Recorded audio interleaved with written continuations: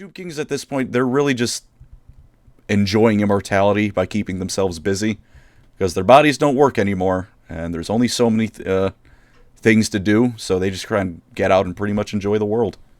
To be clear, there is one thing they cannot do, which is the thing you are all thinking of right now. Part of having to do these videos is you have to do some really weird research, and I made a joke one time, which is, basically Settra came back because he had the biggest, dick of everybody around. And so he had to slap everybody around with it and put them back in their tombs.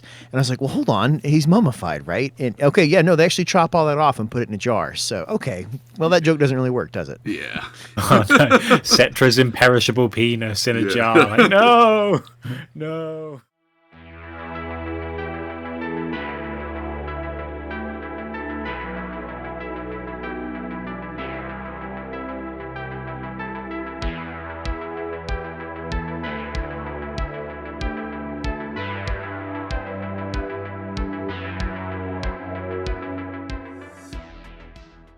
Hello, ladies and gentlemen, and welcome back to the Beginner to Expert podcast here on Lorecrimes. Now, today we are discussing a particularly interesting subject with the Tomb Kings, and we have a very special guest to introduce to you all. You may know him from his Total War noobs guides and all of history and gaming content that he does, the one and only Cody Bonds.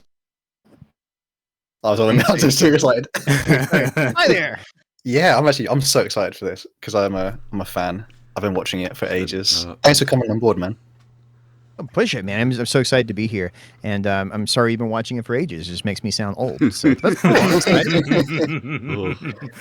I think I'm not the oldest on the podcast for once, so it's a fresh surprise for me. Not with me on here. I can tell you that one. Put down your walking stick, Andy. That's too mean. Okay. That's too mean. Yeah, it's a bit. And on that note, Hal, I suppose before we get started, we should go through the question of the week. So, Hal, I believe you've got some choice picks this week.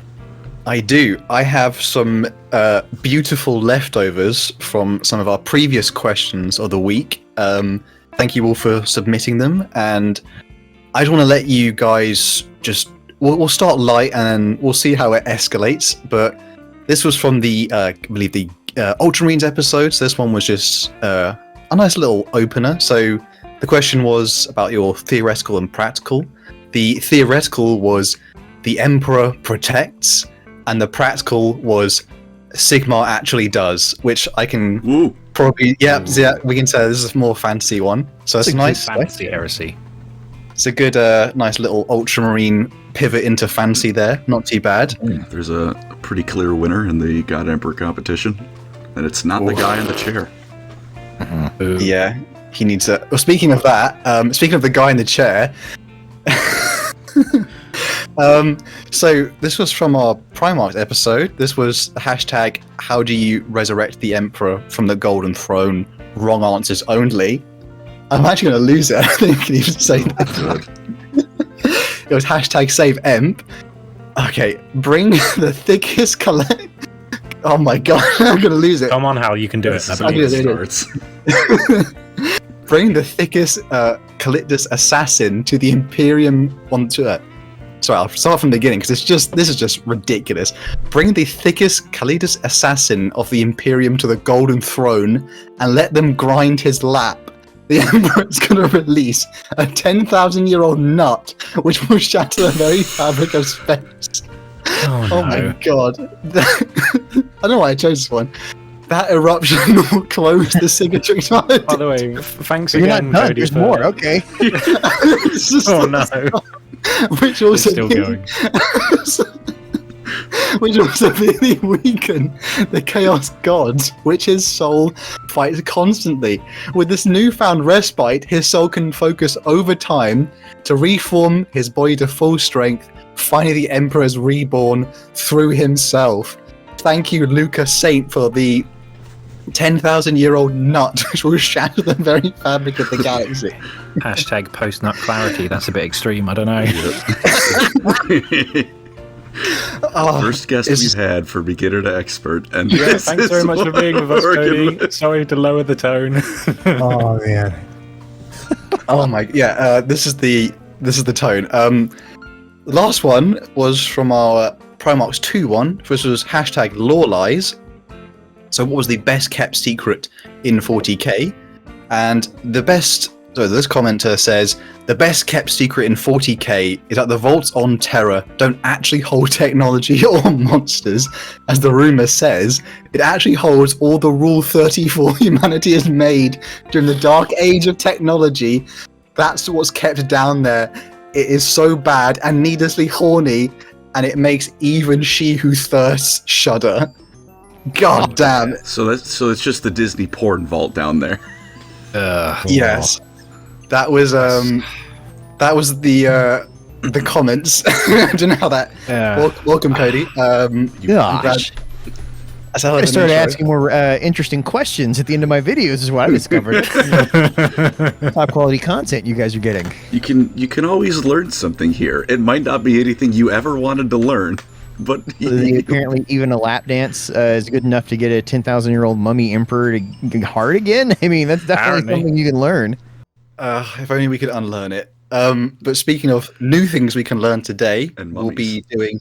And mummies, hashtag mummy in the chat for people listening. I don't know why I said that. I have a family. Neither do I. Hashtag I want my mummy. Ooh. Oh my god. Okay, that was a good one. I'm going to get off track here. So we'll be tackling the Tomb Kings. So I'm going to hand over to Cody to helm our beginner section. Cody, let's enlighten these glorious listeners. Take it away. Right. So the Tomb Kings, this is for the noobs of you out there, are based on everything Egyptian. Like if you have seen ancient Egyptian sarcophagi, in the height of the pyramids, that's these guys.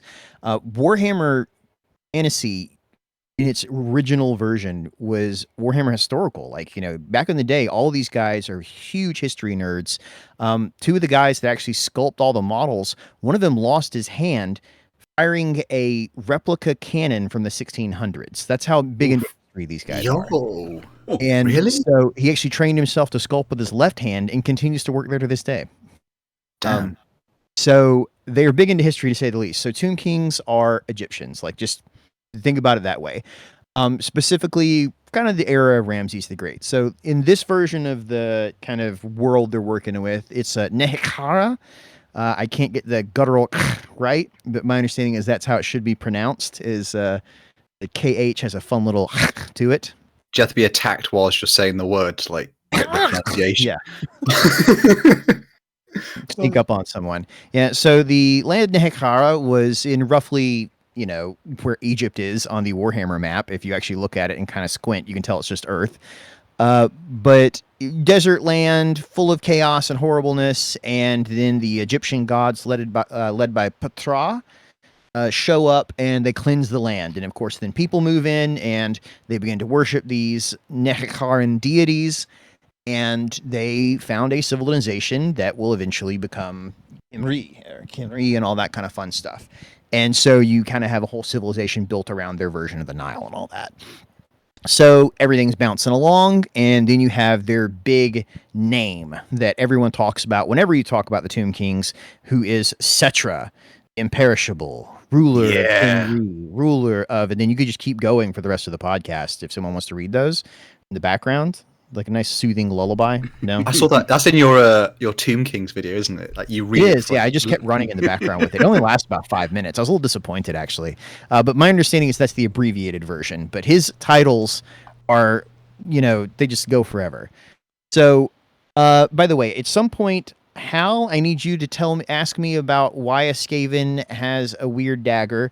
And Colin, I need you to ask me if Arcan is still alive, because I'm going to forget, and I need you gentlemen to, at some point, to jump in with those. Would you be okay with that? Happily. Skaven dagger.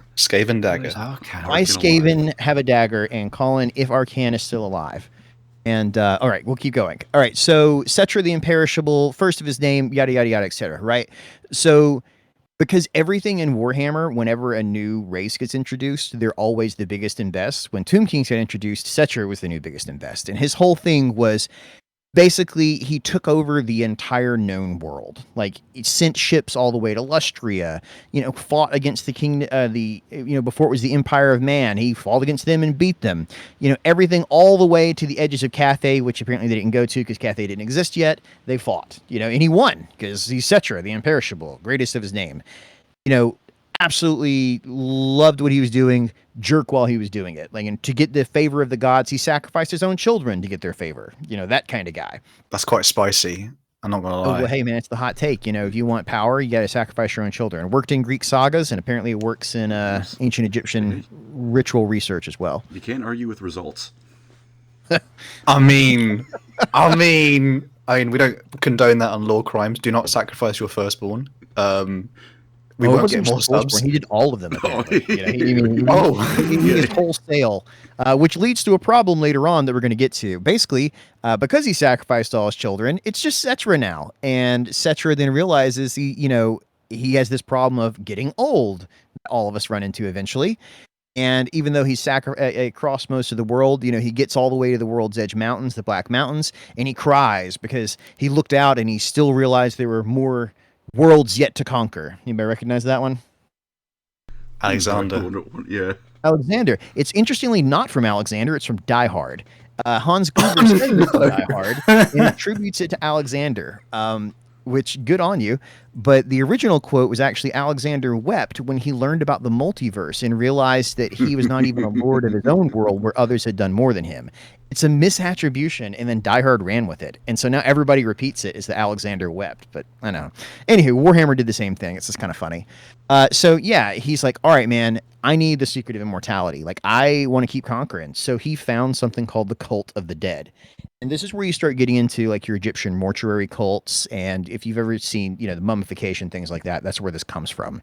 And so same thing, he founds this cult and they're going to find a way to give him eternal life. And even though, they do all sorts of experimentations and stuff like that, surprise, he still dies. I mean, he lives longer than everybody else does.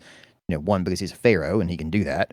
But two, they figured out, but they're like, all right, cool. Here's what's going to happen, man. You're going to die. We can't bring you back right now. So we're going to mummify you perfectly. And then when we do figure out how to bring you back, we'll do it. We promise. Cross our hearts, hope to die.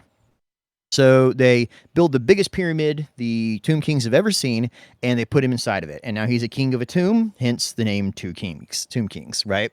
Funny thing, though, when you give a cult ultimate power and then you're not around to tell them what to do, you start abusing that shit really quick. And so everything goes pear-shaped, to say the least. And so everybody now wants the secret of eternal life, and these guys start guarding it, and they, I think it's 1,000 years later. I mean, they're at it for quite some time. Basically, the entire civilization turns to building these tombs to preserve themselves as good as possible so that they can eventually be resurrected. And eventually the tombs and the pyramids outnumber the cities that like around them. They're just, a couple hundred people and a couple thousand tombs. It gets a lot of hand. The priests, the tomb priests, that's not their name. What are they called? Betty White. It must be Betty White because she holds the secret to eternal life. He passed away like a year ago, though. Did she die? Yeah. No. She passed away. No. Oh my god! Yeah. I made that's a war crime. That's a real. Ow! That's just like, jeez, like make everybody sad in the middle of a podcast. That's messed up. Oh yeah, she died in 2021. Nice one, Hal. Damn, she doesn't have the secret. Then she lied. December 31st as well. So these guys ran into the same problem, right? So they figured out the secret to eternal life, but not to eternal youth, because those are two different things, and Warhammer is an infinite monkey paw. So they turned into these giant walking withered husks things. Basically, they figured out that you could bind a soul to a something, so they bound their souls back to their own body, but the body obviously would deteriorate and, start to fall apart. So everybody, of course, wants the power anyway, but then a new guy comes along. The name that will echo through the ages, and everyone hopes to eventually see him as a DLC for the Total War games, Nagash. The great necromancer, supreme douchebag of all of Warhammer. Such is the power of Nagash. That quote is elite. We're a big fan of that one since Colin told us about it. I I don't know, man. Like, there are occasionally characters you come across, and they're just such like Saturday morning cartoon villains. Like, he's kind of like the Skeletor of this universe. He's like, I will kill everything. That's why he's great. He's just so they had awful. To give him, and they had to give him a sufficiently big hat just to make sure that you were like, yeah, we know he's a bit silly. Look at his hat. He's a bit over the top. Here's an extra sized hat, just so you know exactly how important he is. So he's just kind of like a he pope, starts off pope as hat, like, isn't it? It's what like a was little that? pope. He's like a little pope hat, isn't it? Is that like a too much of a terrible comparison? Like Catholic Church Pope and I mean, Nagash's hat. hats too. He was a lich priest, so Yeah, he was. Yeah. Ah. That's his whole thing. So he is the first son of this like dynastic family. So he gets donated to the Lich Priest while his younger brother takes over the throne. And he's like, nope, I want both. And so he kills his brother and then takes over the throne and becomes king of Camry and wants to rule like Settra and be better than Settra in every respect, right? But he also has the secrets of the Lich Priests. And so unlike the Lich Priest, who basically just sort of did like reverse necromancy in a way, Nagash figures out actually how to create an elixir of life, like one that will keep you young and powerful forever. And like every great villain, he does not tell anyone what it is. Like he's like, nope, taking that to my grave. But he recruits some special lieutenants and things like that around him. And one of which is Arcan the Black, which many of you guys may know.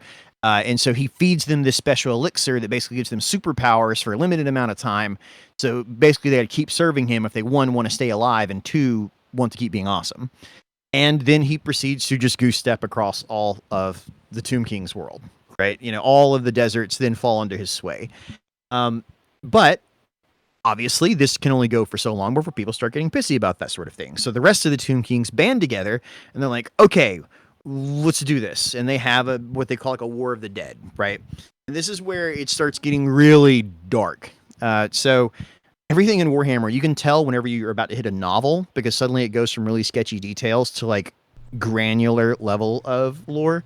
And this is one of those sections. Like Nagash is very well-tread territory. There are books after books written about his nonsense. And so he starts doing serious necromancy and like bringing people back and, you know, really doing the best he can. And they beat him anyway. They just beat the brakes off of him. And in his last little gasp attempt of being an absolute dickbag, he's like, cool, well, if I can't have it, nobody can. And he breaks his toys. In this case, killing everyone in the entire area and then trying to resurrect the entire world to create an infinite army from every dead person ever. Which winds up with where you have mummy Tomb Kings, because everybody is dead there, and then he sort of brings them back to form a crazy skeleton army. And yeah, that's where you get Tomb Kings and stuff. So Settra reemerges around this time. Everybody, I'm sorry, I'm losing the track a little bit here. Sorry. All good, man. All That's good. okay. Wait, nothing that we haven't done before several times on the podcast. Is this where I shout There's Skaven just Dagger? so much of this shit. Oh my god, there's so much of this. Right, so yeah, he starts trying to resurrect the Scroll of the Dead. This is where you bring up the Skaven Dagger. Go ahead. Oh, what do I do with the Skaven Dagger? Do you not know this? No, I'm kind of familiar with like. Okay. Is the one with Al-Khadizar, right? Yeah, this is Al-Khadizar, right? Or Al-Khadizar, Yeah. however you want to pronounce it, right? So he's like, Nagash is resurrecting the whole world. He's doing this great, crazy ritual. And kid you not, Deus Ex Skaven. Like, a rat man just like appears in the story from nowhere, gives this random dude a dagger and says, go shank that guy. And then like scurries away again. And so Nagash gets stabbed in the back by a random warpstone Skaven dagger and his story is over. Disappears. Like, it's very Voldemort in a way. If you've read Harry Potter, like his soul's been broken into a number of pieces. So it goes back to this giant black pyramid that he had built, and like incubates inside that pyramid until it'll eventually reemerge again to wreak havoc on the world, right? That kind of thing. But unfortunately, the damage is already done, at least locally. All the local skeletons and dead have been revived again. And so that's where Settra comes back into the story. You know, this guy who's been dead for 1,000 years reemerges from his tomb, and he's very much like, what the bleep, guys? Like, I left this on a high note, and I come back out, and now what? Bit dusty everywhere. Oh, So yeah. I forgot to mop up a bit. Mop or dust? No, what am I doing? Brush. Mop up the dust. Oh, God. I'd hope you don't bring a mop to an archaeological site. More effective than you think it'd be. Master's degree in archaeology, yeah. So occasionally you got to get stuff up, so you kind of got to brush large amounts of areas. I mean, a broom is more effective than a mop, but hey, I mean, you can make it work. Turn it around. So let's see. Settra shows up, and he's like, man, the first thing he does is basically he kicks the butts of all the other Tomb Kings that have ever lived. Because remember, there's 1,000 years of kings between those 2 points. And so he has to put them all right back in their place. And the first thing he says is, go back to sleep at your pyramid. If I need you, I'll wake you up. And anybody said anything else, he smacked around a little bit. And so he takes back over the country, and he is ready to rock and roll up until pretty much present day Warhammer. I know it's weird to say it that way, but like the continuity all the way to the end of the end times, he'll be in old world, like it'll all be Settra. Like he's been the dude there for quite a while. Right. And then, Nagash's cabal of weird people can get thrown to the winds and of course are forever trying to resurrect him to bring him back. Now, such as Arkin. Arkin, yeah, such as Arkin. Thank you for bringing him back up again. And this is one of those, moments that gets sort of weird because whenever people talk about Warhammer, there's this great quote which is, "Everything is canon, nothing is true." Oh, you ever heard that one? Yep. Oh, I mean, to be fair, all of us who do Warhammer content, that it's a bit of a pet peeve sometimes because you want to make, you want to like, if someone's going to correct you in the comments, being like, "Yeah, you flubbed that thing," and you're like, "Actually, it's nothing's correct. It's all lies." Yeah. It's the problem of like, I mean, if you've been developing something for 30 years, you're gonna run into that problem, right? I mean, you have a version, you change it later, and this is definitely one of those situations. So originally, Arkan kind of dies to let Nagash get away and like enact his crazy ritual, but then the books came out later, and suddenly we had to do more stuff. So instead of burning his body, he was then kidnapped by the neighboring province of Lamia, right? And so you actually get a different story of the neighboring province nearby that ends up creating vampires from Nagash. So they kidnap Arkan because they want to create the elixir of life for themselves, right? This amazing, powerful thing he made. And they botch it, and they end up giving themselves an eternal thirst for blood. And so then you have Arkan simping for Nekhara for the entire rest of eternity based on that little bit right there. And yeah, that's everything for the Tomb Kings I can think of. I mean, that's pretty much who they are. Like you have these giant constructs, you have a bunch of mummies fighting each other. So they figured out that you could also like bind warriors' souls into those great big Egyptian statues, so they move around a little bit. So yeah, they're fun. They're super cool. I do have one question about the Tomb Kings, which is like are they obviously they kind of there's no new Tomb King as in terms of like in the world there's no like basically their supplies of like men always whittle down, right? There's no like. Well, I think the idea is so every tomb. So you know how the Chinese emperors would have like that entire terracotta army buried with them? Oh yeah. Right. So the Tomb Kings did that, except they buried real people alive with them. Oh, and so lovely. There's sort of an infinite number of armies just hanging out in the desert, like 3,000 years of history just hanging out under there. And so to replenish their forces, they're always going around and literally digging out their old armies that are trapped under the stands, screaming for mercy. I just love the idea of Nagash with a shovel just going, I knew I put them here somewhere. Where are they? I killed 1,000 people right here. They should be. You'd think I remember. What am I like? Ugh. Hand on hip. I'd lose my head if it wasn't bolted on with something. Yeah, you're bang on. Yeah, so that's the thing. So the last Tomb Kings, I mean, so all of them died.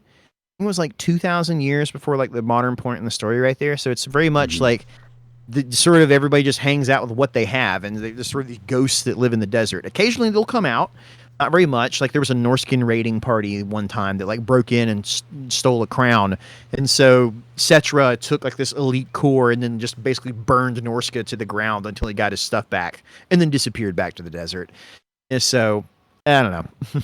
I have one more question, which was about because they are obviously undead, but the actual Tomb King soldiers, do they have like their personality still intact, like even the foot soldiers?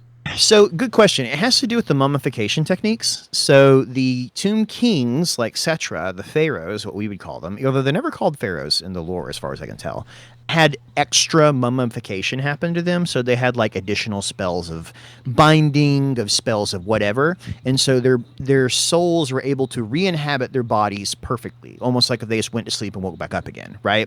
But that's sort of like the Cadillac of mummification, and your average peon didn't get that, right?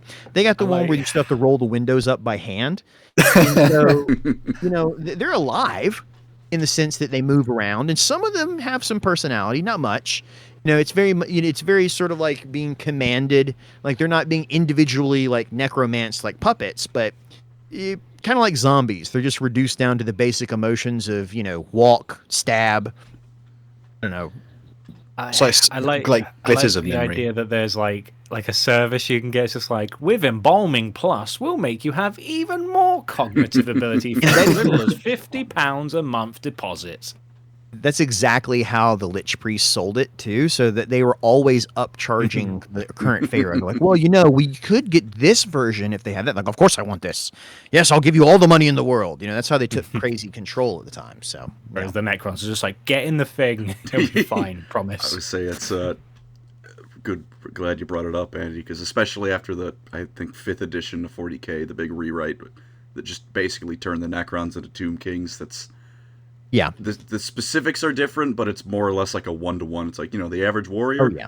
He's you might find something if you look hard enough, but all of the lords and stuff still have their that generic Necron foot soldier used to be called Jemima, and she was a 5-year-old girl. You're like, what is going on? This is scary. Necrons are terrible. Yeah. God, the context of that.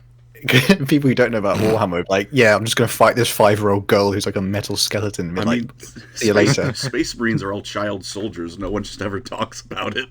Well, why am I shocked? What am I doing? Oh, man. It's not new. The setting has invented the term grimdark with good context for it. I do have another question, but I'm going to say that for an opportune time in the expert section, because I think I don't want to bring up Bretonia so quickly because Colin might lose. Colin hates Bretonia, so I don't want to. Well, I'm glad you guys got me on here because I love Bretonia. They're my favorite, and we frequently argue about it on Discord. We've had more than one spar and joust about our feelings on Bretonia.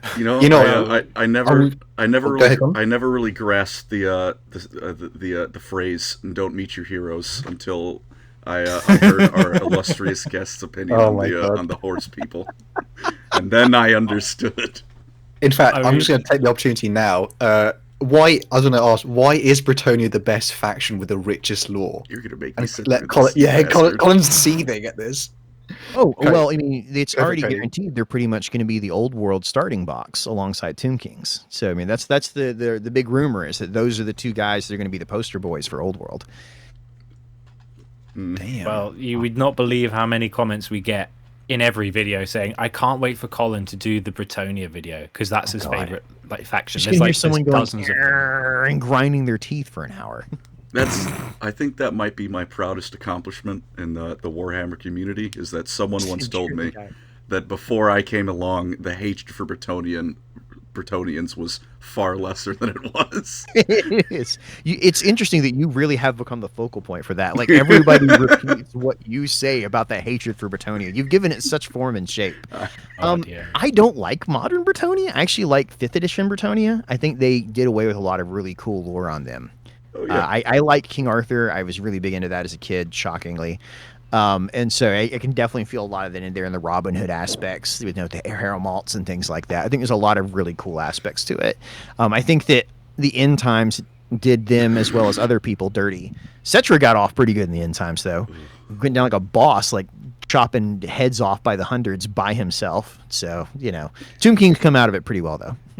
I do like the Green Knight, though. The Green Knight slaps violently. Is, as I've told Andy, the only good Bretonian, because the only good one is a dead one. Oh, Lord. Yeah, was that our first episode of Fireside? I believe it was that I dropped that. Yeah. His hatred is blazing like the sun. It's cool. It's cool, man. They got Musalon for that. So you got an entire faction just of dead Bretonians just for you if you ever want to play them there, Colin. That's true. I might have to look into it once the Old World drops. Give me that Red Duke energy. He is pretty sick. Yeah. I know my Warhammer fantasy, kind of. I'm here. That was my final question. Essentially, I wasn't gonna bring up Bretonia so early because Colin, obviously, pain. ready to go off. I do have more, but I'll save that for later. I think that's pretty not cohesive. That's pretty comprehensive. I think we've got a good start here. I'm ready. Well, I mean, I'm glad to have given you guys a solid foundation to build from. It is all based on jokes and silly research on my end, but it's fun to delve into. So I'm new to this, though. I readily admit that before I started the Noob's Guide series 3 years ago, I had never encountered Warhammer. So this is all still new to me. Like, I'm just using historical research background to learn as much as I can. So I'm excited to hear from our expert, Colin. I mean, take it away, man. I'm going to have questions now. All right. Well, a fantastic job in the beginner, and I'll do my best to follow it up.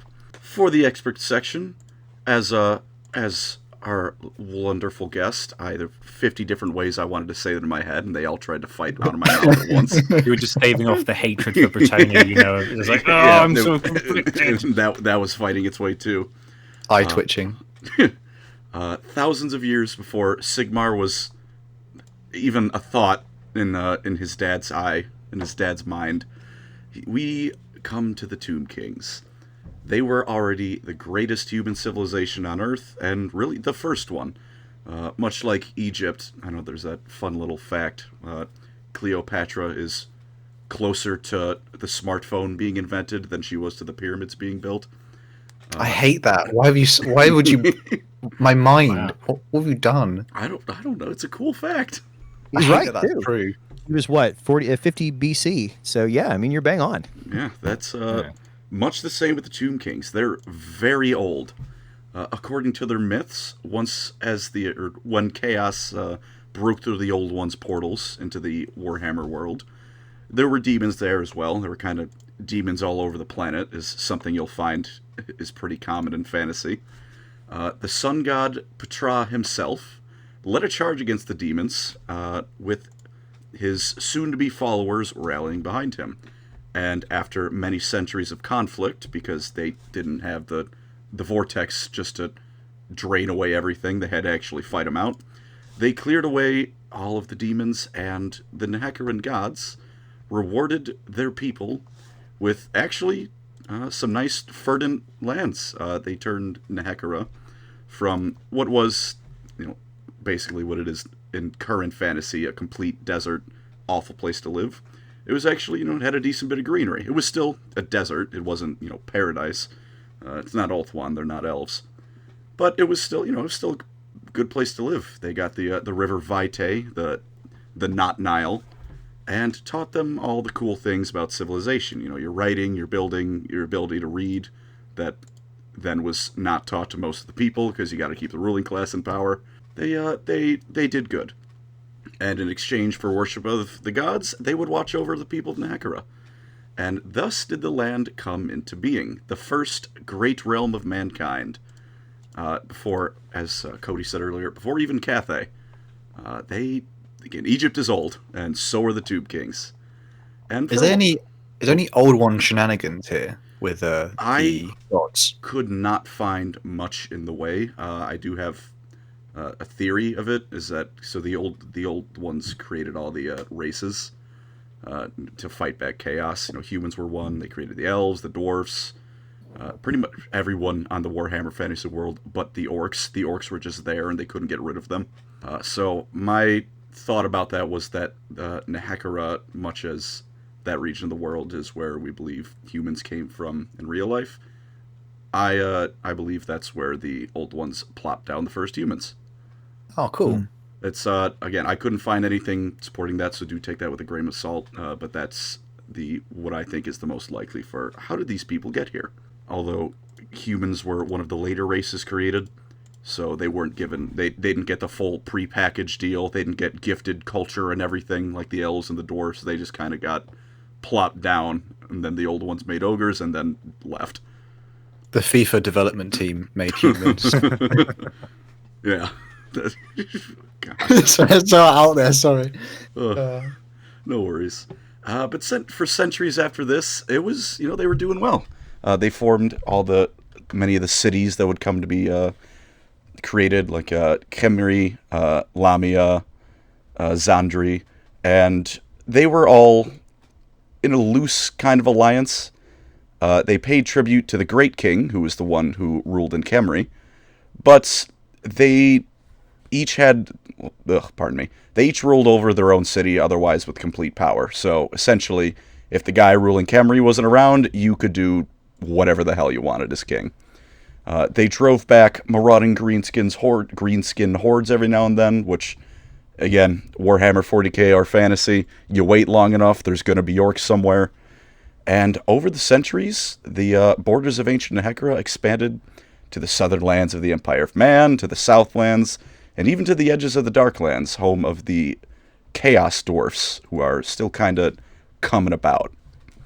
And in these pre-dynastic times, things were good, until they weren't, and then they got really bad, which is a trend for Warhammer, because if things are good and nice, we don't get a war game out of it. It's, pardon me, I just remembered what I was going to say. This was before Settra as well. Settra went hog wild with the conquest, but they were already doing pretty well with it before he showed up. Of course, after this, it's called the Time of Strife, which, Andy, how does it usually go in Warhammer when something's called the Age of Strife? Very badly. There's usually a lot of crying and loss of technologies and pain, death, and loss of Game Boys and all sorts of terrible things. It's dreadful. I lost my Game Boy. That's really sad.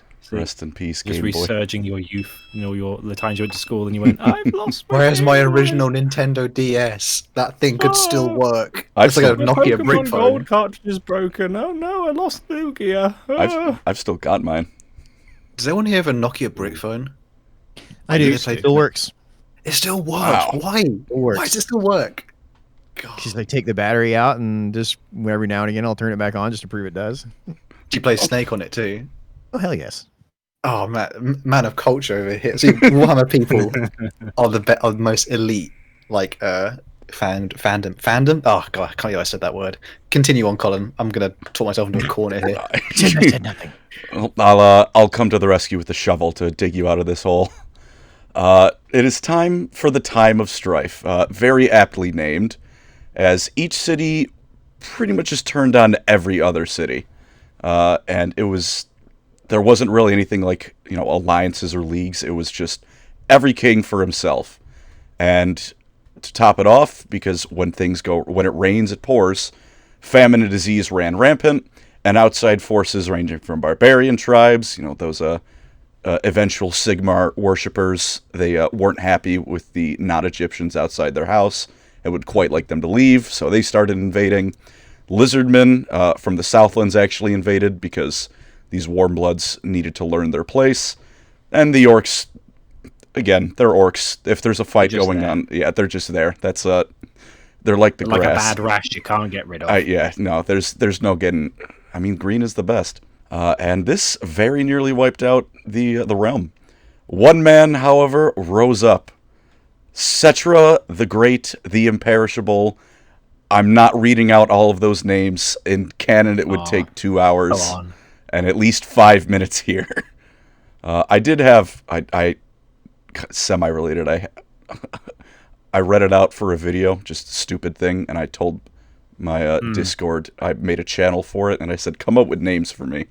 So at some point, I'm going to read out a full list of names people came up until it reaches 2 hours. As long as we don't do a Tomb King's quiz, and then one of the questions is, what are all of his names? And there's like a maximum of 700 points. It'd be like, no, that's going to take too long to type out. Whoever gets this one wins. I have a question for Cody. What's the name of the assassin guy who's like Settra's like best buddy or whatever? He's like the barbarian, like half barbarian, half.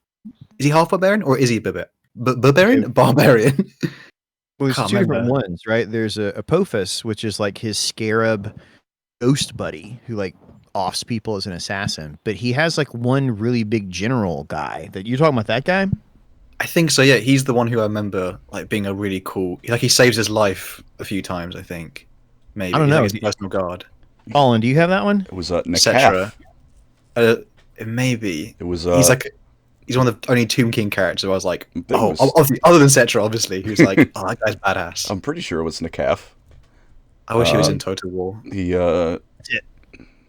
He's I don't think they ever confirmed it, but they rumored it to be he's of partial Norscan descent, which would explain why he's built like a brick shithouse. Fair enough. So Kind of like Archeon. Those Andre the Giant genes go a long way. yeah, you don't want to get on Settra's bad side, because then the calf is going to cut you in half. Hey, and it even rhymes. As for Settra himself, he's arrogant, supremely full of himself, and cruel beyond measure. And in this time of civil war, he was just the guy for the job. And as I was writing this out, I had a thought, and we were talking about Dragon Ball Z before we started. It cemented it to me.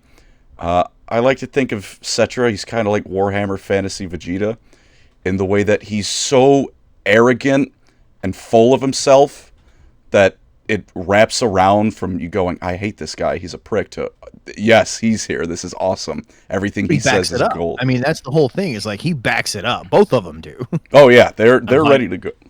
The Eldar. All right, well, easy now. We're talking about fantasy. At least stick to the elves. But yeah, and they even have the same, like, he just shows up, goes, I am Settra the Imperishable. Vegeta goes, I'm the Prince of All Saints, and that's all you need to know. They've said everything they needed to say, and it's time for a beating. I don't know. I don't like that subtitle. He's got the Imperishable. It sounds like he should be living in your cupboard. Like, buy yourself some Settra the Imperishable. It lasts for years. Whenever you need something to cook for in like 10 minutes, just like get it in a can or something. Or is a can of Spam as a Tomb King Yeah, character. exactly. You will be flogged for disrespecting the Imperishable like this. This instant beheading. He's worthy of some praise here, I think. Like I mentioned with the titles, the fullest was 2 hours long, and if any of his heralds goofed, they lost their head. So you better memorize that stuff good, because otherwise your retirement's coming early. Are him and Nagash like two sides of the same coin? Kinda. In a way. They're both very like cool. That. I think that's. I personally, I dig that. I think that's exactly right. I mean, it's just that blind ambition and willing to sacrifice anyone around you, quite literally in Nagash's case. Mm-hmm. So, it's. I think the difference is like two sides of the same coin. I think what makes them different is that Settra knows the full bit of Machiavelli, which is you should be feared and loved, not just one. Nagash didn't quite care for the love part, and that led to a lot of problems. Cody, also, I feel like you might know, is it ever confirmed that he was more or less writing satire and people just use that to justify atrocities? Machiavelli? Yeah. It was definitely meant to... He was sort of selling it as a self-help book. It was very much like, hey, guys, this is what a good king looks like. I'm not saying that you should be, but if you want to hire me to teach you how to be it, I can. Just... Wasn't he... Did he write that before or after, like, the Medicis? Like, when he was, like, ousted? Machiavelli? I can't remember. I think it was after. Like, the whole thing was he was trying to get back in everybody's good graces. I can't remember if it's Medici specifically, but he was very much, like, on the out and, like, trying to get his way back in by proving his value. He praised, was it Cesare Borgia? I'm not 100% on this. Was it? If he's praising Borgia, man, that's getting pretty far down the line. I think he did. I think he praised, like, I mean, to be fair, this was like probably like early career. Maybe it's like, it's like praising early Kanye work, and then you go, oh, the second half was like a bit weird. You go, what happened? I can't remember. He in Assassin's Creed 2? I know that name from. He's in 2. Also in history as well. Yeah, that famous guy from Assassin's Creed 2 and nothing else. Assassin's Creed are very good about getting historical context for a lot of stuff. I think that some of them do a lot of hard work about getting the research right. And then they turned it into an RPG. Yeah. Speaking of soon to be dead, well, I guess Assassin's Creed's been pretty rough for a while, but Tomb Kings aren't quite dead yet. They're actually about to be doing all right because, like I said, loved and feared. Settra was all about that. Of course, still into the fear. So, as Cody mentioned earlier, murdered all of his kids to prove that he was committed to the gods, because out of all of the priest kings, as they were known at the time, he knew that if he wanted to rule over the people, he needed the gods on his side, which is always really funny when people in fantasy settings where the gods are actively involved just kind of forget about them. I never quite got why that happens.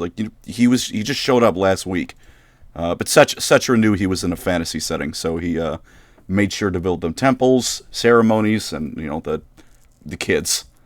After that, with the gods on his side and the people warming up to him, because he was at least getting results, his sacrifices and other stuff ended a horrible drought. So people are liking Settra more and more. He gets to conquering. Essentially, what happens is Settra shows up and demands that you join him, and if you do, you now follow Settra. If you don't, your city's going to vanish, at least until you get the message and surrender, and then he'll just kill you and everyone who fought against him. A very intimidating magic trick. You see a city? It's gone. It's gone. Look at that. Hey. Oh, speaking of, he also taught himself magic. Solely because it was something he couldn't do, and that is quite simply not allowed to happen. What lore did he learn? Imagining him just going, is this your card? Is this your card? No. Oh, and he's just terrible when he starts out. Flips the table when the kid gets the wrong card or something. What did you ask, Cody? What lore did he learn? I didn't know he taught himself magic. That's cool. I couldn't find where it's what lore it said he learned, but I know it could have been in the Total War, either the lore of Nekhara or lore of Light, since I know those are the ones they have available to them in the game. I didn't see specifically, at least I might have just missed it, what lore he learned, but he basically just said, "I'm a wizard now. This is my thing now." Isn't he stunningly average at it though? Isn't that the funny part? Well, I mean, he's not great at it, but in Warhammer, it's not like D&D where if you read books long enough, you're a wizard. You kind of need to have that vibe going for you. And I agree with your interpretation. It's he just says, "I'm a wizard," does random card tricks, and pulls out rabbits occasionally, and nobody argues with him. No one wanted to. You're a wizard, Settra. I'm a what? A wizard. No one wanted to argue because they'd get their beheaded. It's not worth going against him on this issue. It's a good magic trick, is it? Yes, my lord. Yes, definitely. Wonderful. Yeah, sure. Please don't kill me. Less Harry and more Hermione. He's the Hermione of all the Potter setting. Less Harry. Harry would be Max Schreiber. It's Nekhara, not Nekhara. No, that kind of thing. Oh god, people listening to this are going to hate us. Oh man, we've said much worse. We already stated with a 10,000-year-old nut at the beginning, so it's only gone uphill. Yeah. But after enough of this, he had reunified Nekhara, and then he just kept going. He wasn't just restoring the land, he was going to make it bigger and better than ever. And his name got to the point where he was feared halfway around the world, is the exact sentence I read, which, if taken literally, means that even the elves and dwarves at the height of their power would, if they came into conflict with him, he won. Which, I don't know about you, but I have no issues with this. It's Settra. Even against the elves for you? Listen, if it was almost anyone else, I'd be like, no, that's stupid, but it's Settra. It's like I was saying earlier, he's so arrogant, and his ego is so massive that he's earned the right to just win. An elf. He tells, I know at least in Total War, he challenges dark elves, if you open diplomacy with him as one, to try and match his cruelty. He is just so Let's awesome. have a cruel off. What? He's one of those characters that you just go, he's so cool. I don't care that half of this is so stupid. He's just so cool. It's a special chariot made just to carry his balls next to him because they're so massive. It's like I actually you said that with such conviction and chest. I actually believed you for a second. it's like the sidecar of a motorcycle. Embalmed balls. Lovely. Ugh. And as Cody said, his fleets even made it as far as Lustria, which is Warhammer South America. So imagine if, Ramses the Great or someone just showed up in South America. We found records of him hanging out there. That's what he did, because it was land, therefore it belonged to him. That was it. And he was, I mentioned the wizard thing, but as we said earlier, again, he was still a man, and he realized that not only would he not live long enough to conquer everything, which is a major downer for him, in death, his accomplishments, as far as he cared, would be nothing, because he's not around to keep conquering and enjoy his realm. So, he commanded his priests to find the secret of eternal life and founded the mortuary cult. And, they did pretty good by the standards of eternal life. I mean, I guess, again, that's kind of a all-or-nothing deal, but they did keep him alive for hundreds of years. So it wasn't like he hit 60 and croaked. But in the end, despite them finding out how to use the winds of magic, how to keep people alive for much longer, they failed. Pissed, but you can't really outwill aging. Settra ordered the construction of the greatest monument ever to be built in Nekhara, his burial pyramid, because if he has to die, he's doing it in style.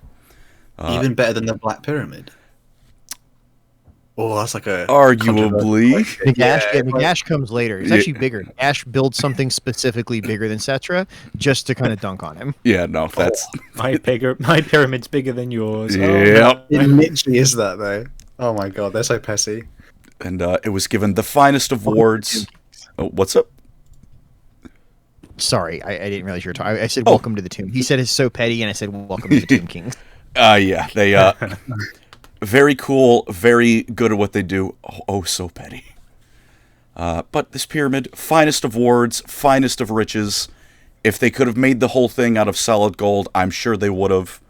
But it was just, just the finest white marble in all of the land. And he was buried alongside his most trusted soldiers and servants. Alive, as we talked about. So I always just, whenever I think about it, I just go... I really hoped you don't join the Nekharen army when your king is getting up there in the years, because you're going to have a rough one pretty soon if your king's about to pass. I don't know which is worse, being like a veteran or being a brand new, like, I've just been inducted as his official shoe shiner. I'm a week in, it's going well. Wait, what's that like JCB doing coming towards this big... Oh no, I'm being buried. I didn't even get to do my job for long. Get in the pyramid, Shinji. Get in the pit. I need to call my union after this. Wait, there are no unions. This is a monarchy. He was promised that the mortuary cult would continue the research into not only eternal life, but resurrecting the dead, and granting him a body of solid living gold. Because Warhammer Emperors are tacky. And after this, it is known as the Time of Kings, and the mortuary cult grows. So after he died, no one could quite hold everything together like him. He was just too awesome for anyone to follow that act up. And the city-states once again became united. Well, they did fight every now and then, but it was nothing like the time of strife. It was, at least the comparison I thought of was, it was more like the Greek city-states, where there's not, usually, my thesis was on the Peloponnesian War, so it did happen. But there's not usually, like, massive wars. Little skirmishes between the cities, borders change a bit, and then everyone goes home. Khemri needs some more slaves, so they're going to go kick someone in the teeth and bring them back home. That kind of thing. And the mortuary cult was not idle. They kept their research going, and by the 5th generation of these priests, who had been, by this point, extending their lives very long, this is when they discovered how to bind their souls to their bodies and remain alive forever.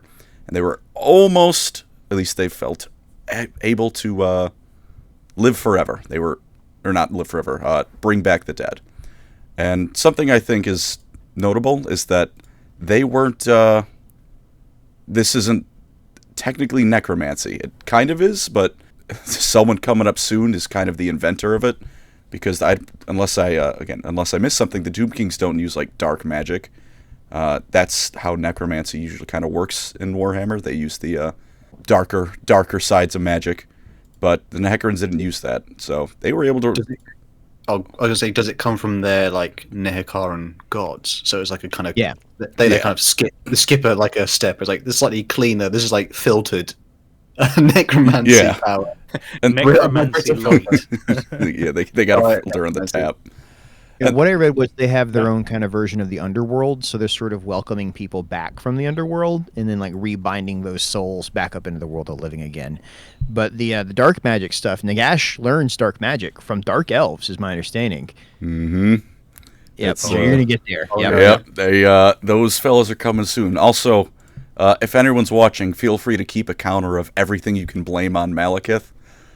Because that counters pretty much every problem in the Warhammer fantasy world. His fault too? It's I'll darn it. get to it, but yeah, it's not at all hard to blame him for this too. But before that, these now Lich priests enjoyed power on paper, second only to the royal dynasties themselves. In practice, they were mostly in charge because, again, secret of eternal life. Everyone wants to live forever. Until they think about it too much. But it became the craze.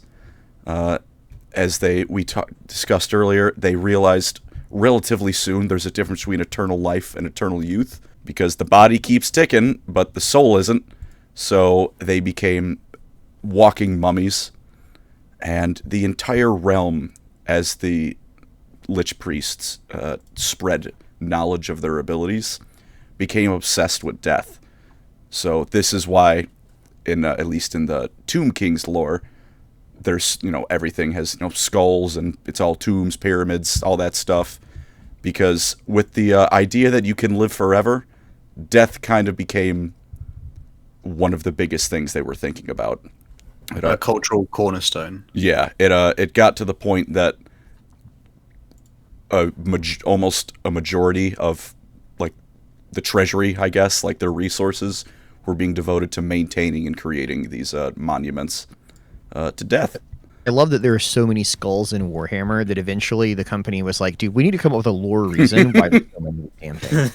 That's a lot of skulls. It's like, we need to figure this out. We painted 50 of them on this map. Why are they there? They explain it in the one of the Warhammer books, isn't it? It's the 30k Horus Heresy Master of Mankind. Isn't like for the 40k verse, they explain why there's a skull everywhere. Because like the Emperor held like a skull. The Emperor essentially held his dad's skull when he was a kid. But I don't know if there's like a Warhammer moment maybe for that. They were big fans. They're all big fans of Hamlet. I think they're using all the other bones. They're like femurs. Like, oh, not another femur. I've got loads of them. They're useless. Can't put them on anything. Can't put them on like chairs. It's all skulls these days. Premium. Yeah, really. The trend. The ear bones. Oh, they're useless. Make a keychain. Rubbish. Are we really discussing bone fashion? It's a Tomb King video, so they're kind of linked. And these pyramids, it was kind of weird because on the one hand, no one wants to build a bigger pyramid than Settra's, both out of respect and fear that the sheer audacity of doing that would be enough to bring him back to slap you into the dirt. But they wanted them bigger than the guy who came before them. So I like to imagine they had to get creative at some point. Like one guy built his upside down. One guy it's like 1 story tall, but it's really wide.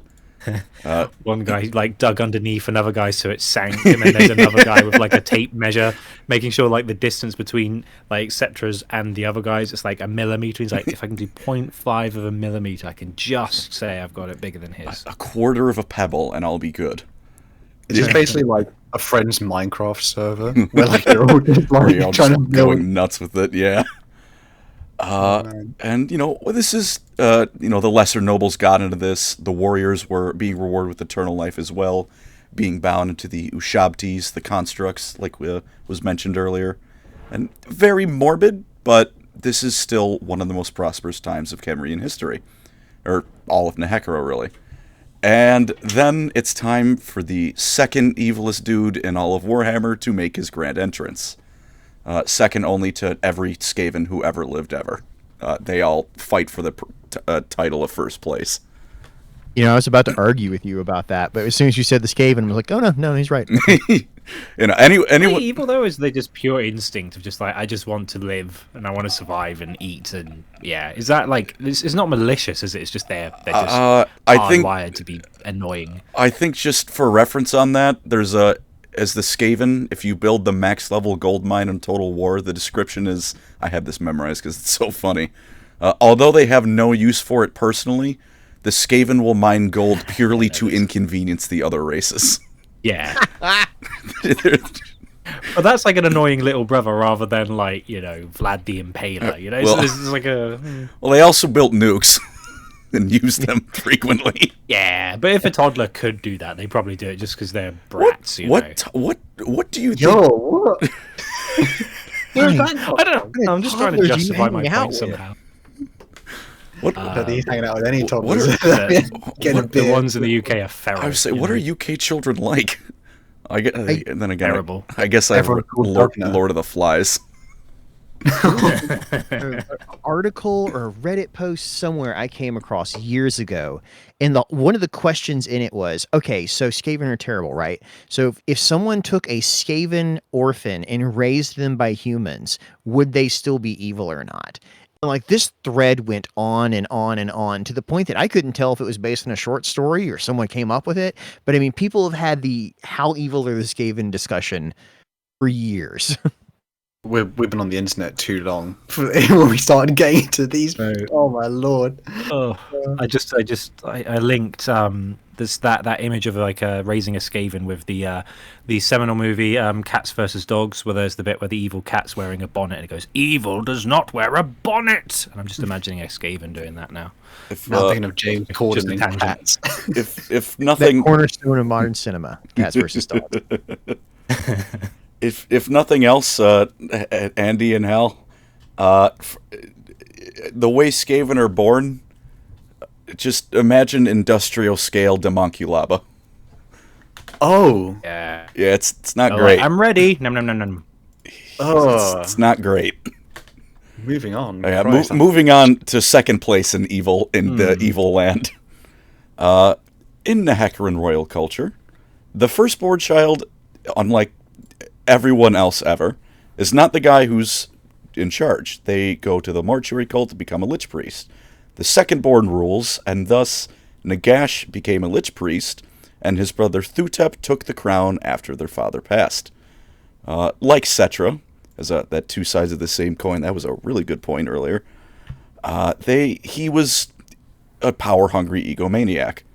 Unlike Settra, did not care for the love part of feared and loved. He was even once briefly given command of an army in a city when the general in charge of the campaign was killed, but was not only removed from power once the situation was sorted out, but his name was removed from the history books. He was only referred to as a great leader. So Nagash not only wasn't allowed to be king, not only had all of the things he'd done taken away from him, but he had a taste of power, and by God did he want it back. One night, though, his luck turned for the better, and everyone else on the planet's for the worse, when a trio of dark elves were captured and brought to be sacrificed. Nagash told everyone, he's a high priest, he'll gladly take over the sacrificial rites and all that stuff, and then he just took off and locked them in his basement, and he told them that they could either teach him dark magic, or they can die, and they were a lot more willing to help this human out with those terms. And I mentioned Malekith earlier. I believe that these are the same elves that started the War of the Beard with the murder of the dwarf caravans. Oh, so they deserved it. But then, they're dark elves. They all deserve it. True. But so there's the other counter for Malekith doing everything wrong. We've got destroying the elves. We've got having the dwarves and elves destroy each other. And we have Nagash, so thank you, Malekith, for just being the worst. I mean, Malekith all over this setting. Yeah. That phrase Malekith found Bretonia, though.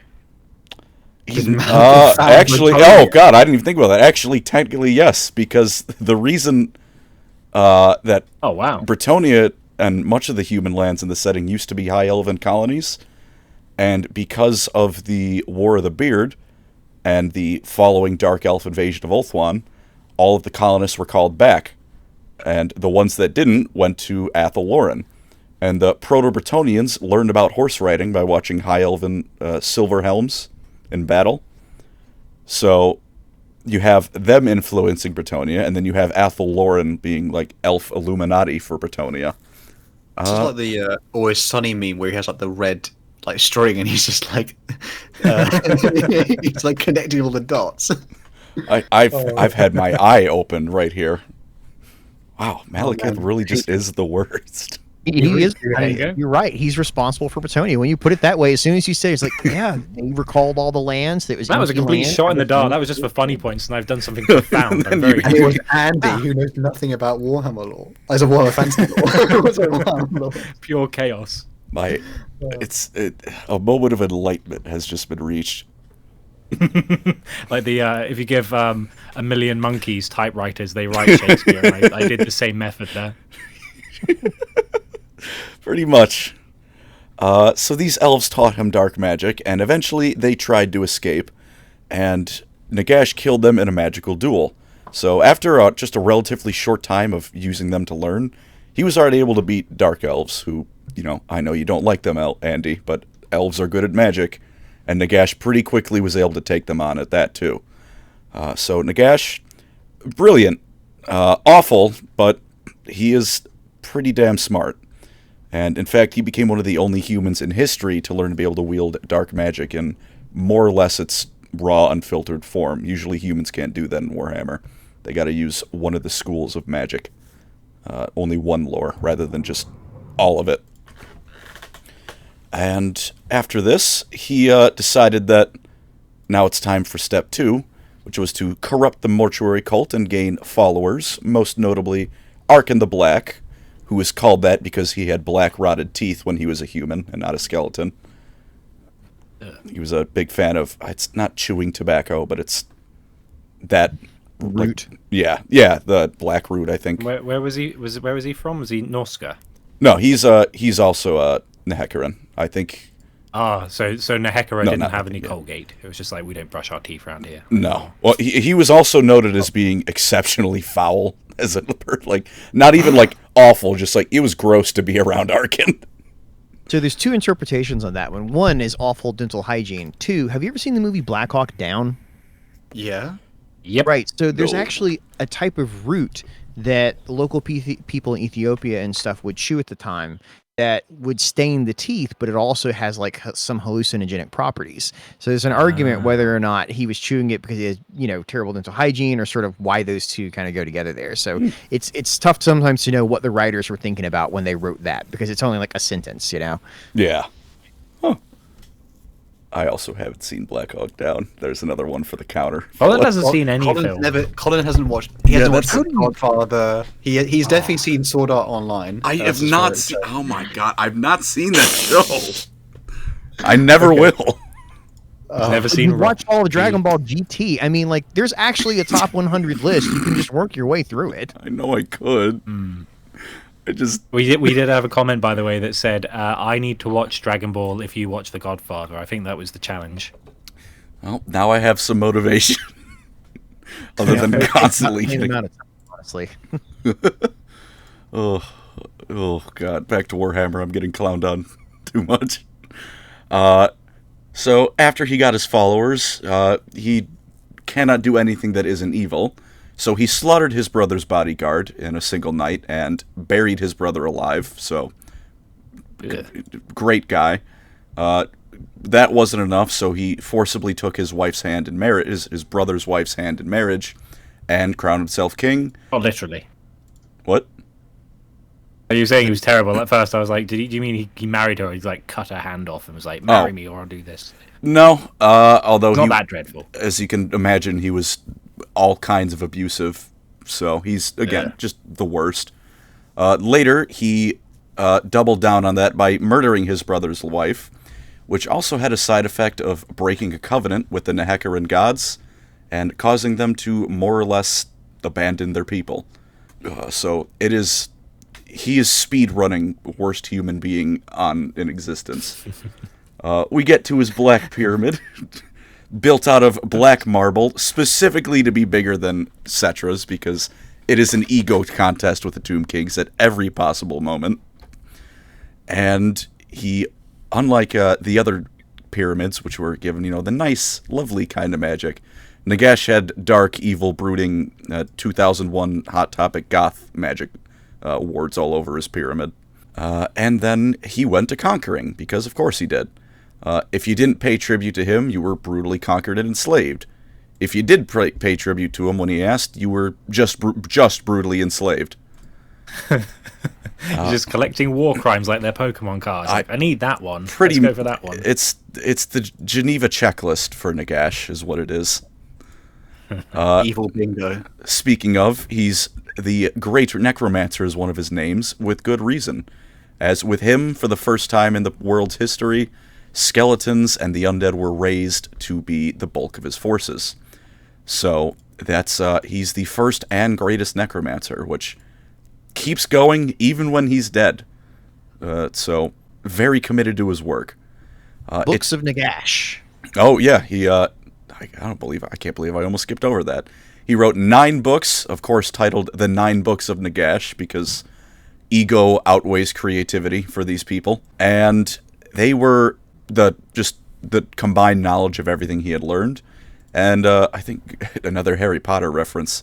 He put a little bit of himself in each of the books, and the end result of that was no one but him could get their full worth out of it, which one keeps other people from growing too powerful, and makes them dependent on him. Because if you want all the secrets, you need Nagash himself. I just like the fact that it's like, oh, he was a general, he was a war criminal, blah blah blah, and also like novelist, like he's a Nekhara Times bestseller author, just like sold 1 million copies, everyone loves my books. Why not? He's very prolific. Everything he does is evil, but he does a little bit of everything. It took, after just enough of this crap, it took 7 kings to combine their 7 armies. I couldn't figure out a way to write an actually good 7 nations army joke. So there's the reference. I'll just throw it up like a Duke Nukem, that awful game, and just point at it and go, yes, here's the reference. He assembled them like the White Stripes. Tish. That's the band. Yep. And because of all of this fighting, brain meltdown again. Yeah, it happens a lot. With this 7-nation army, 7-king army, they were finally able to drive out Nagash. And this is one of those, as Cody mentioned earlier, those funky lore bits where there was some retcons and interpretations. The one is that Arkan sacrificed himself to allow Nagash to retreat. And another, so they kidnapped him and brought him to Lamia. But either way, they're out of the picture for now. Because though, Nagash is gone, not dead, very notably gone, his workings had still corrupted the land horribly. The Age of Strife pretty much began again, because war game has to happen, as disease, famine, and marauders plagued the land once again. It took centuries for these kings to recover the resources and population, because everything was thrown at Nagash to get rid of him, because he is just that awful. So not only, the treasury's empty, there's no people left.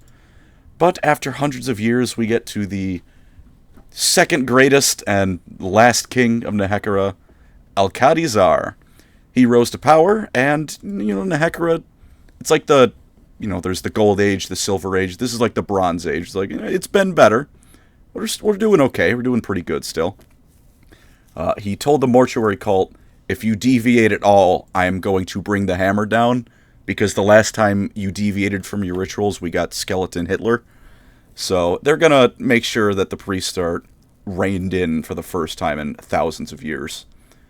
And, naturally, everything was going well until it wasn't. Because that city of Lamia, some of those nobles were very corrupt. The city, just for reference, is on the eastern edge of Nekhara.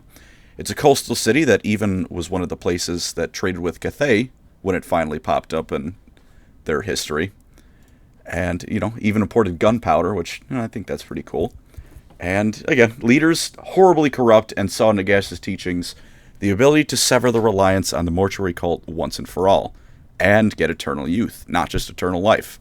Because, again, hard to want to live forever if by 200 years in, you're just a skeleton.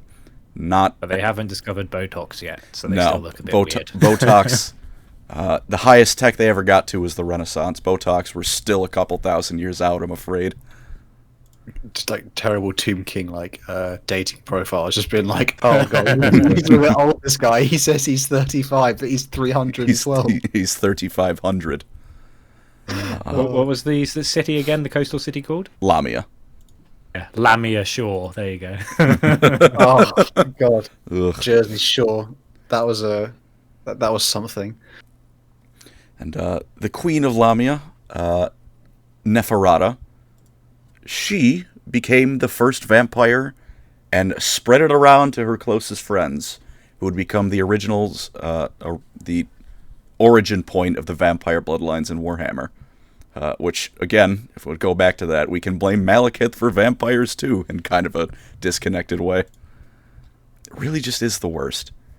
And I think spread it around is the right word right there, because the actual way of getting vampirism is really not particularly detailed. So thinking about it like an STD, a bloodborne STD, yeah, not that wrong actually. No, yeah. Body fluids are being exchanged somehow. Yeah. Ugh. And it's probably not pleasant. I guess, well, it's not really a spoiler anymore because CA released her in the game. I know Ulrika's transformation wasn't too detailed in the books.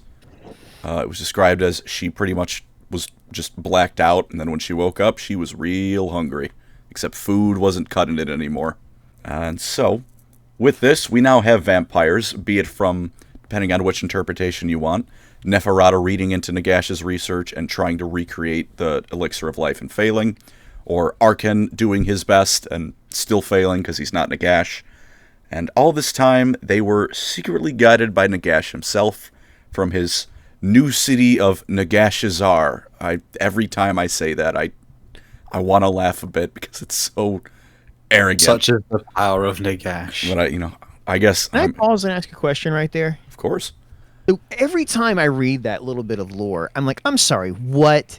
'Cause it definitely comes across, and then he's like, and then I was pulling the strings all along. What was he doing right there? It's like, oh, they were doing his plan. He was mystically guiding them from beyond with magic. I think Undead Alpha Legion. Another interpretation I read, possibility of the lore, is that when the vampires first tried to contact him, he basically gave the guy a brain aneurysm and then staked him through the heart for 20 years. And then he realized, oh, these vampires could be really useful servants. So, depending again on which lore you want to go with, he could have been secretly guiding him in the 5-dimensional chess game he was playing, or he just basically tripped into a bunch of superheroes or supervillain servants to have. Notably also, the vampires don't really have most of the weaknesses they have yet, because Nagash gave them to them for failing him later on. But they do, they just have a thirst for blood. They can still go out in the sun. But with this, moving forward to the Tomb Kings, they're mighty. Vampires in Warhammer, even, the most scholarly shut-in wizard vampire can still rip a man in half. When it's one city of them versus all of Nekhara, they're going to lose, because you might be able to arm wrestle the knight, you can't arm wrestle the Sphinx. That's going to put you down. So the vampires were driven out and forced north into Nagash's waiting arms. I was almost going to say loving embrace. I could not bring myself to say that.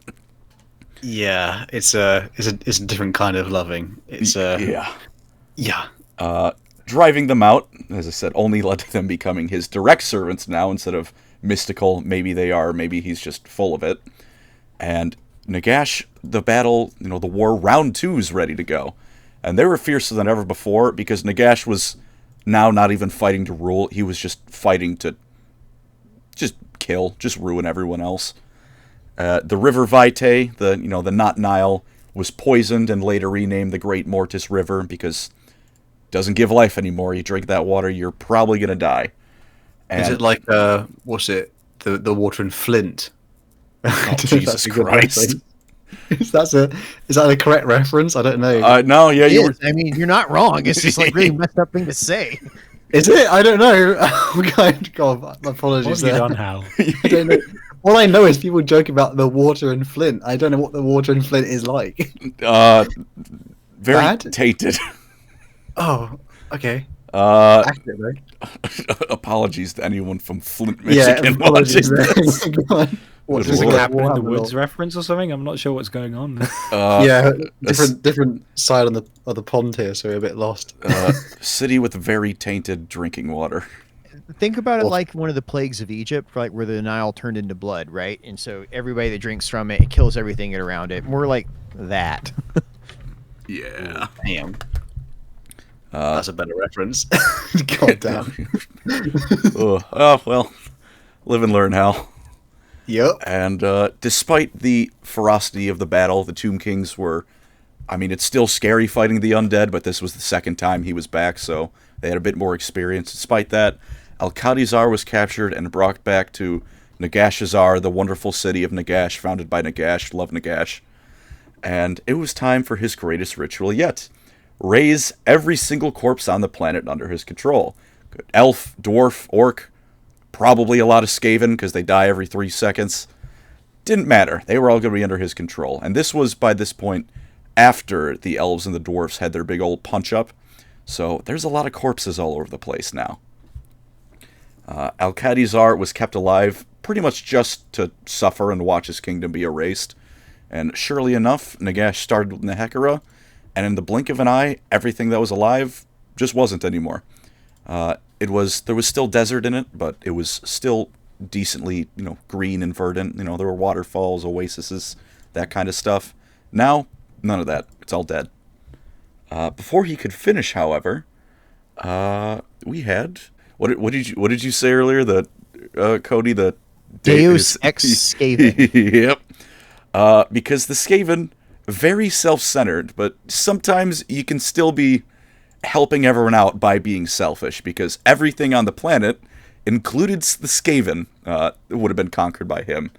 So they freed Al-Qadizar from his bindings, gave him a warpstone sword and a pat on the back, and helped him defeat Nagash once and for all, except not really, only kind of, but, don't worry about that. The great necromancer was slain, and Al-Qadizar, now ruler of a dead realm, faded from history. So, were we talking about that on an episode, Hal? Where like the conga line of Skaven they must have had to get the fell blade over to Al-Qadizar? It's like half the baton, isn't it? Well, yeah, because okay, sorry. Wait, so just because it's so like pure warpstone and evil and horrible that even the Skaven couldn't hold it for long, and they usually have no trouble holding that stuff. So, the idea, like a stadium level of like Skaven left in the beginning, and then only like one of them made it. Well, the thing was, I was thinking of the Olympic torch, where they relay it across the world for some stupid reason, like, oh, we gotta move the flame, and then it's just with Skaven, it's and a bit of wind like blows it out, like, Norfolk or something. They dropped it on the way, so now they gotta go make a new one. Whenever I think about that final dagger at the end, it's just like drunken pin the tail on the donkey. You can almost see him like putting it in his hand, and they're like trying to guide the guy over there because he's falling over because he's completely emaciated and can't even barely hold the thing. Been tortured. You're like, go get him, bud. You got this one. I think they had some of the Grey Seers holding off the worst of Nagash's magics, because if otherwise Nagash probably would have just zapped Al-Qadizar and they'd be like, all right, well, problem done. Which, hey, the only, in any way, generous thing the Skaven have ever done. And with that... I can finally ask something. Cody, was Al-Qadizar a vampire? We couldn't remember this part. Did, what's her name?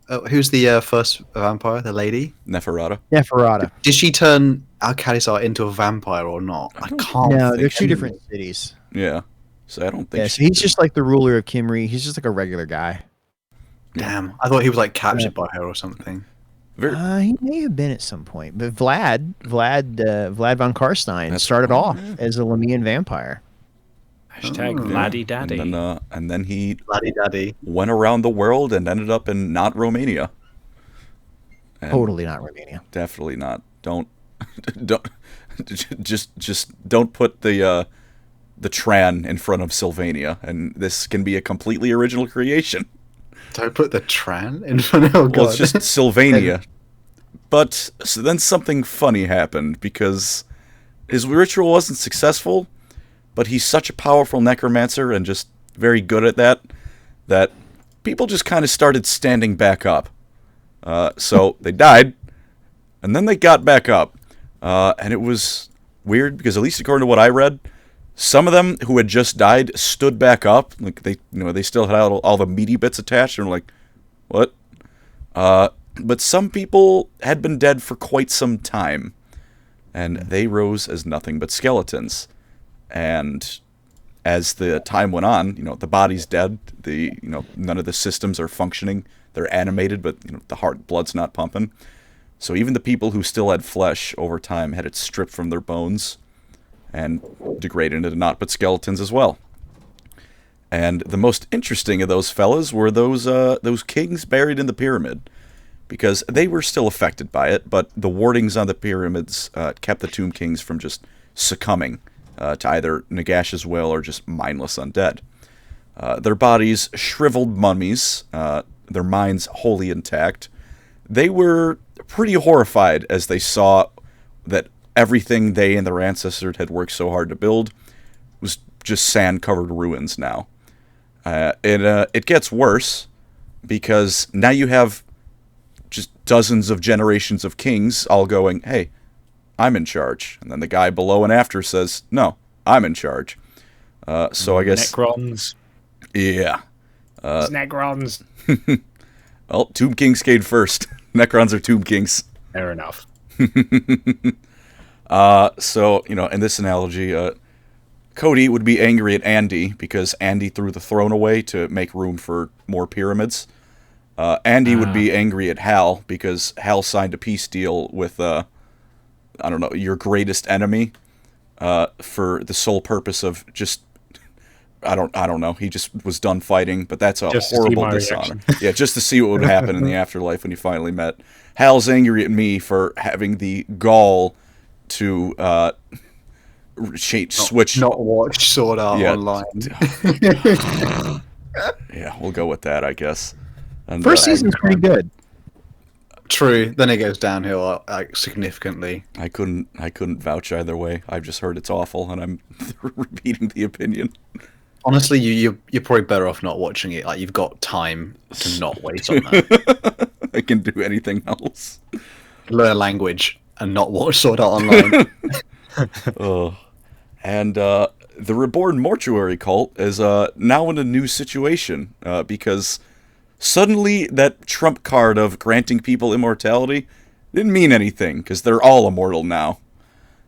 So, in order to try and restore some semblance of order, as not only is every city fighting itself with forever respawning armies because they just stand back up after enough time passes, they're now infighting too, because all of those generations of kings all want to be king. So Grand Hierophant Ketep, which, God, is that an awesome title, did something drastic. He woke up Settra, who's just pyramid is just, because he's Settra, he's so cool. He had the bestest of the pyramids. The wardings were the best of them all, the greatest of them all, and even Nagash's magic couldn't get through that. His first order of business was to sit down and listen to Ketep, explain how tremendously awful everything had gone down. After that, he kicked Ketep out until he could find the secret to getting him that golden body he really wanted. And then after that, he just started doing what he did the first time. He marched around Nekhara and just started beating Tomb Kings to a pulp. Until they came to a sort of agreement. You can still fight each other, especially because your soldiers just come back if you wait long enough. They just reanimate. But if I call you for something, you better answer. And those who refused this deal were turned into self-replenishing catapult ammunition. Because the skull would reanimate, so they would light it on fire and then launch it at someone. They made them into the enemies from Doom, the big flying fiery skulls. Yeah. That's that's what you get for disobeying Settra. And we get to the Tomb Kings as they are now. And something, at least, again, I've noticed is that while much, in the modern setting, they're the Tomb Kings, most of, like, the new dynamic things of the lore were happening when they were still, people. Once they become mummies, they kind of settle into a pattern of how they generally behave and what they do. Mm-hmm. So there's a couple different things that started happening. So Lich Priests were commanded to watch over tombs and assist any kings who either had not awoken for whatever reason or returned to slumber for one reason or another. Settra demanded that, once again, Nekhara not only be restored to its former glory, but expanded beyond ever before, because now he finally has what he wanted most, forever to conquer everything.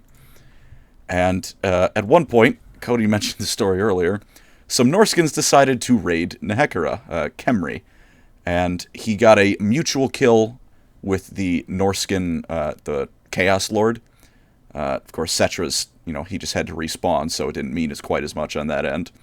But out of the entire army, 12 Norskins survived and took off with all of the loot they could carry.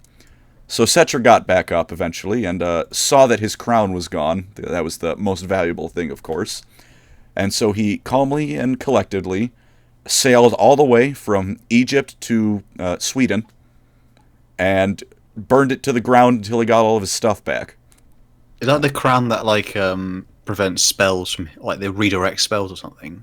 Like, it basically makes him pretty OP. I believe when you say he's got an Uno, are you saying he's got an Uno reverse card crown or something? Like, no, you.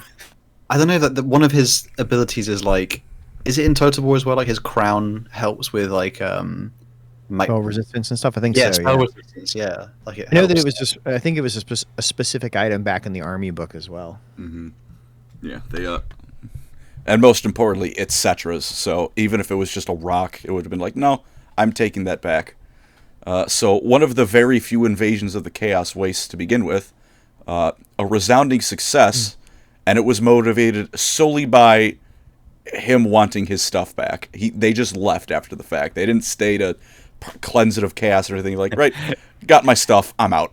Yeah, it wasn't a war, it was a repo. It was just like, I'm doing a repossession of my things. Come here, get that back. He burned half of Norsca to the ground and then just left. Did they steal his, like... Oh, so go ahead, Cody. Sorry? I love that it's basically the plot of Pirates of the Caribbean, that someone stole all his gold coins, and he refuses, like these dead guys refuse to do anything else until they've killed everyone that had those coins, and they have them all back in their possession. I was going to say they stole his, like, plug-in USB rock. You know, if you get pet rocks. That's the most valuable possession. They stole Settra Jr., the replacement for Settra Jr. Oh, I have no... I sacrificed all my kids, but the pet rock. Where's the pet rock? Yep. And that's kind of the general thing the Tomb Kings were up to. I know we also mentioned this earlier. As much as we try to ignore it, I'm very afraid, Cody. Covering the lore, and the lore has an end, unfortunately. It doesn't, it though. Does it? I mean, or can we say that the lore really ended after the Battle of Backfire Pass? Oh my god, what's the thing Storm where of Chaos? Storm of Chaos. Thank you. Yes, that was it. Can I re-say that sentence and pretend that I didn't know what you're talking about? We're leaving this in, though. We're leaving this in. Oh, I mean, does it though, or can we just pretend that Warhammer just stopped after Storm of Chaos? I would love to do that, but I do have... Settra's awesome ending. Yep. I do, however, have a... elf simp that I am, I do have a bit of dwarf in me, and that there's nothing I love more than complaining about how things were done before. Or complaining in general. But before I subject everyone to that, a little bit just about how they act now that they're undead, and have all of eternity to do whatever they want. Unless they're called upon by Settra, they pretty much just answer to their own whims and needs. And so there's not really one consistent way that they act, which is even a mechanic in Total Warhammer, because I don't think, even against Chaos, they don't have any, like, penalties, do they? I don't think they do. Be immune to psychology if they had it. I don't know. Well, I mean, like the diplomatic relations. Like I know, like pretty much every faction, like the Tomb Kings are completely neutral to them. Like you could be chaos, dwarfs, orcs, don't care. All they care about is power. Beneath them. Oh yeah, everyone is equally beneath them. They don't care. So there's, but that being said, there are a few generalizations you can make. One for every race is that if you take their stuff, they're going to slaughter their way towards you until they get it back. And since they respawn and they have a lot of big, constructs, Hydra Titans, Sphinxes, and again, unending legions of skeleton warriors, they're probably going to get their stuff back. As for, humans, humans mostly fear and dislike them on the rare occasions they do have contact because, especially in the Empire, Undeath is pretty much the worst thing you can do short of openly worshipping chaos in the middle of the town square. But they have been known to work together, such as where else but Gotrek and Felix, when Felix was forcibly recruited to help out, I believe it was Khalida. She had kind of an that's also brings me that point. Shout out to her the intermediary Khalida was using, who was thirsty for some Felix. I think Gotrek even said that if she wasn't 3,000 years dead by this point, he would marry the two, and Felix did not have a say in the matter. Which I don't even know why that's part of the story, but it is, and it's pretty funny. That out of Felix is just so rizzed out that even mummies can't help but fall for him. Hashtag marrow mummy. There we go. There it is. There's the hashtag. And there was another Tomb King who was just so belligerent and full of himself. Another common trend, if you haven't noticed by this point, that he came about as close to being friends with Gotrek as you can be if your name isn't Felix or Snorri. So hey, Tomb Kings, they can make friends. High Elves, they don't really care much. They both go, "Oh, you're both beneath me," because they're elves and the Tomb Kings, so they're both having an arrogant off. Though sometimes they do go to Nekhara to build and repair waystones. Settra even once was so kind as to allow the High Elves to help him repel a demon army. And just to show that he's such, really just a great ruler, he generously allowed them to live and leave his land without all being executed for trespassing on his property. He can be a nice guy when he needs to be. Different interpretation of nice then, huh? Listen, it's Settra.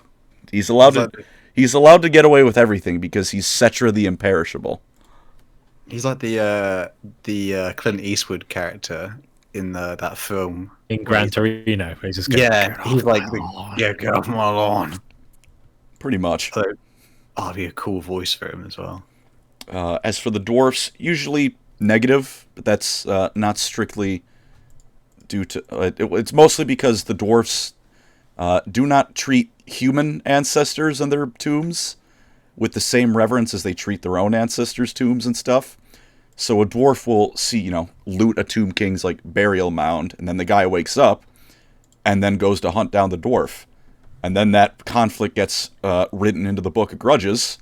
So now there's more fighting between the Tomb Kings and dwarfs, which leads to more stolen goods, which leads to more grudges, just on and on and on and on.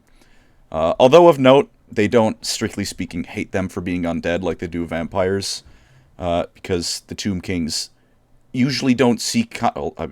compared to vampires, they're not seeking out conflict. And they acknowledge that, the Tomb Kings, not their fault. They didn't ask to be undead, it just kind of happened. Dark Elves, they usually negative, but just because of the sheer distance between Nagaroth and Nekhara, don't really fight too often. Greenskins, hunt them for sport. Demons, they hunt them for sport. Chaos Worshippers, hunt them for sport and to retrieve their stuff. Tomb Kings at this point, they're really just enjoying immortality by keeping themselves busy, because their bodies don't work anymore, and there's only so many things to do, so they just try and get out and pretty much enjoy the world. To be clear, there is one thing they cannot do, which is the thing you are all thinking of right now. Part of having to do these videos is you have to do some really weird research, and I made a joke one time, which is, basically Settra came back because he had the biggest, dick of everybody around. And so he had to slap everybody around with it and put them back in their tombs. And I was like, well, hold on. He's mummified, right? And okay, yeah, no, they actually chop all that off and put it in a jar. So, okay. Well, that joke doesn't really work, does it? Yeah. Oh, no. Settra's imperishable penis in a jar. Like, no. Yeah. So they like simple pleasures don't really do it for them, which is why demon hunting is a sport, because you gotta think big, because if you don't, you're gonna probably go insane. Not that plenty of them aren't completely insane. And a little fun fact, another Gotrek and Felix little tidbit of lore. There's a Tomb King that is very heavily implied to just be a dwarf skeleton that somehow, like, I think what it was they found this dwarf floating down the river and raised him as royalty.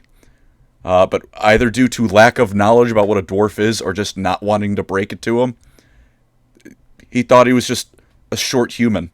I think one of the lines is he was blessed by the gods with mighty strength, and his short stature is a result of all the power he holds within. This is literally the meme. Mightier center of gravity than anyone else has made him short. And sure enough, he loves building things. He loves making strong fortifications for the cities. It's I think Felix even goes to say isn't he just a, and then he gets cut off by something. This is literally the meme, shout to my short kings. This is literally the meme. Hey, this guy was a short king. I'm guessing if he's a skeleton, he doesn't have a beard he can grow, so that's also a way he can't identify himself as a dwarf. Yeah. But no. Are there any questions before I move on to the bad times, the end crimes? I assumed that dwarf beards were so robust that they just grafted into the skull that even after death you would still have a beard. I don't remember if I think he might have had the chin beard thing, and I'm pretty sure his was very big. So I think he did still manage to have a beard even in death. And it was glorious. Just to point that out. Of course. See, some things you can take the beard off of the dwarf, but you can't take the dwarf off the beard. Unless you start a war over it. Yeah. I guess that's a very good point. Unless you want to start fantasy World War I. I've got a weird question about Tomb Kings, by the way. Shoot.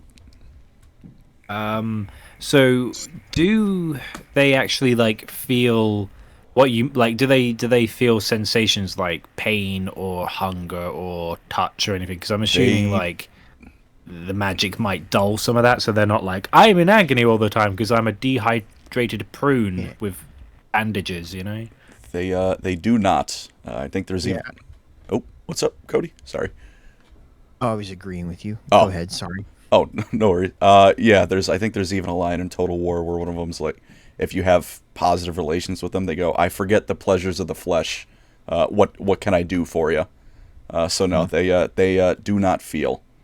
Although, it's like they have the emotions, because you get an emotional reaction to things you like, you dislike, things like that. But as far as the tactile ability of touching or feeling or whatever else, they're missing a lot of the neurons necessary. Mm-hmm. It really is a reference to the character of the Pirates of the Caribbean, which is I feel nothing, not the wind on my face. You best start believing in ghost stories, Carl Franz. You're in one. Although they do still have senses of humor. I know that because in that Gotrek and Felix book, the way they recruit Felix and Gotrek is saying that the other way doesn't sound right. But the way they recruit them is Felix gets this magical amulet strapped on his arm that after a week or however long it will eject him with poison. And believe it or not, I believe they actually fail to complete the mission in time. They're just making it back in time to get it removed, but they don't make it. And then Felix gets a little prick, and then nothing happens, and I think Khalida herself is oh no, poison's dried away centuries ago. I just wanted to screw with you. Isn't that the plot from Escape from L.A. or Escape from New York with friggin' Kurt Russell? Oh my god. Jesus. It's like, Warhammer's mostly full of like, I've copied someone else's homework. Oh, they do. I love that. It seems like they don't do it maliciously. They're clearly, nerds and dorks. They're fans of this stuff, and so they litter it with references. But as soon as you said that, I was like, oh man, I know that movie. I was thinking of 24, like the idea of they're going on the mission, all you hear is like clink, clink, clink. Just like you've only got so much time to get the mission done. Yes. Or Die Hard free. So he was living like that week of his life in pure terror over the fact that like now he has a deadline beyond like this thing's gonna kill me if I don't kill it. And at the moment he gets back, he's like, "Oh no, I was just screwing with you completely, 110%." Which, God, that's all. I love that bit. And now it's time to be unhappy. And crimes. You get the greatest one-liner in history, though. That you get to say in a minute, though. So that's the thing. There is an upside to yes, that is very true. That's the funny thing. The more I like look at the end times, the more I go like, there's some really cool individual moments. It's balanced out by the sheer amount of horrible moments and just overall end times. But to start it, the end times starts off with the book about Nagash. And Settra gets wind that Nagash is coming back, and this time coming back properly. Because actually, he's come back a few times before, and every time they do, the Tomb Kings are on like DEFCON 1. But this time he came back hard. Yeah, he came back harder than ever before. Also, just so I can keep putting it off. There's 2 reasons as to why he actually kept coming back weaker every time before this one. I think the most modern reason is that the blade Al-Qadisar stabbed him with was so corrupted that it drained his soul even in death. In old lore, all of the people he killed used to just gather around and beat the shit out of his soul. Every time he died and went to the afterlife, they just took turns kicking him. Like he's like a little kid in the lunch hall. He's just like that meeting with the 3 people just kicking him. Yeah. They're just stomping him while he's down. Although, I understand his problem. I mean, there's only so many times you can come back before you need to, lie down, maybe have a snack, and then come back and try again. Yeah, man. He's thousands of years old. It takes a lot to get up at that point. This is like before we get it's like a sidetrack. Didn't they used to said like the mist of death? I'm thinking earlier, it's been stuck in my head like because Settra's obviously got a really good tagline. I don't want to say it yet. Obviously he's not very good at like saying being a host. I'll promise I'll reference this later. But I imagine like the jar which has his junk in it. I just imagine someone making like a meal, like a tea or something, and they accidentally go into the wrong jar. Oh God! Oh, no. Yeah, like, what's in this mystery jar? Oh, it seems alright. I'll try that. And it's like, oh, can you go get my my junk jar? And it's like, what? What do you mean the junk jar? Like, who went into the junk jar? Oh man! So I've been in my head for ages. I also like, go ahead, sorry. Oh, sorry. No, finish up. Sorry. Oh, like, don't they do all mummies? Like they just when they cut the junk off, they essentially give like a fake gold one. So I imagine Settra probably has a fake gold one. So yeah. So they would shape it specifically so it was always pointing upwards in the large golden facsimile, always ready to go. Praise the sunning. And undoubtedly none could surpass Settra's girth. Oh God. I also like to imagine that at least him specifically, probably all of them, they're so arrogant they wanted everything custom designed. So I would love to meet the guy whose job title is Tomb King Dick Jar Designer. Well, I mean, he would have it ribbed for Settra's pleasure. Oh, oh no. No. Oh. We're ending it now. Cut it down. Oh, and then things get bad. So, Nagash comes back. Tomb Kings are just building up defenses. Settra has completely switched from conquer everything to, all right, Nagash is back. We need to prepare. Nagash surrounds all of the land in magical darkness, which doesn't really do anything because they're all undead and they're the spooky things in the nights. And also they're undead. Vision is a lot less important for the brainless slaves than it would be for most people. So he basically just turns the lights off to show about. Arkin the Black, who up until this point had been just kind of doing his own thing, sometimes trying to resurrect Nagash, sometimes just being a mercenary for whoever was dumb enough to hire him. He was leading the charge after having brought Nagash back into Khemri. And he does get defeated, but it was all a prank, because somehow, and I don't want to think about how, Nagash hid inside of Arkin's body. And so Arkin got cut in half, and then out popped Nagash in his 500 feet tall, 1,000 feet tall hat, skeleton glory. And Settra sees this happens and simply just does not care. Nagash has eaten the god of the dead, so he's basically a god now. And I believe by this point he also absorbed the power of the dwarf goddess Valaya. So he's basically like 3 gods for the price of 1 in Nagash. Settra does not care. Could not care at all about this. So he drifts around Nagash in his chariot for, I don't think they gave a specific time. Longer than anyone fighting a god has any right to survive, and Nagash just couldn't get him. It's like he survived the exact amount of time it takes to watch Tokyo Drift, just because he can whack it up. Yeah, yeah. He was just Tokyo drifting around Nagash, just fighting him, and Nagash was getting more and more annoyed. Eventually, so I got that song in my head now. Deja vu. I just been. I should have gone to that. But it's song. like it's pitch black midnight, and it's just in the middle of a desert, and no one can see what's going on. Yeah.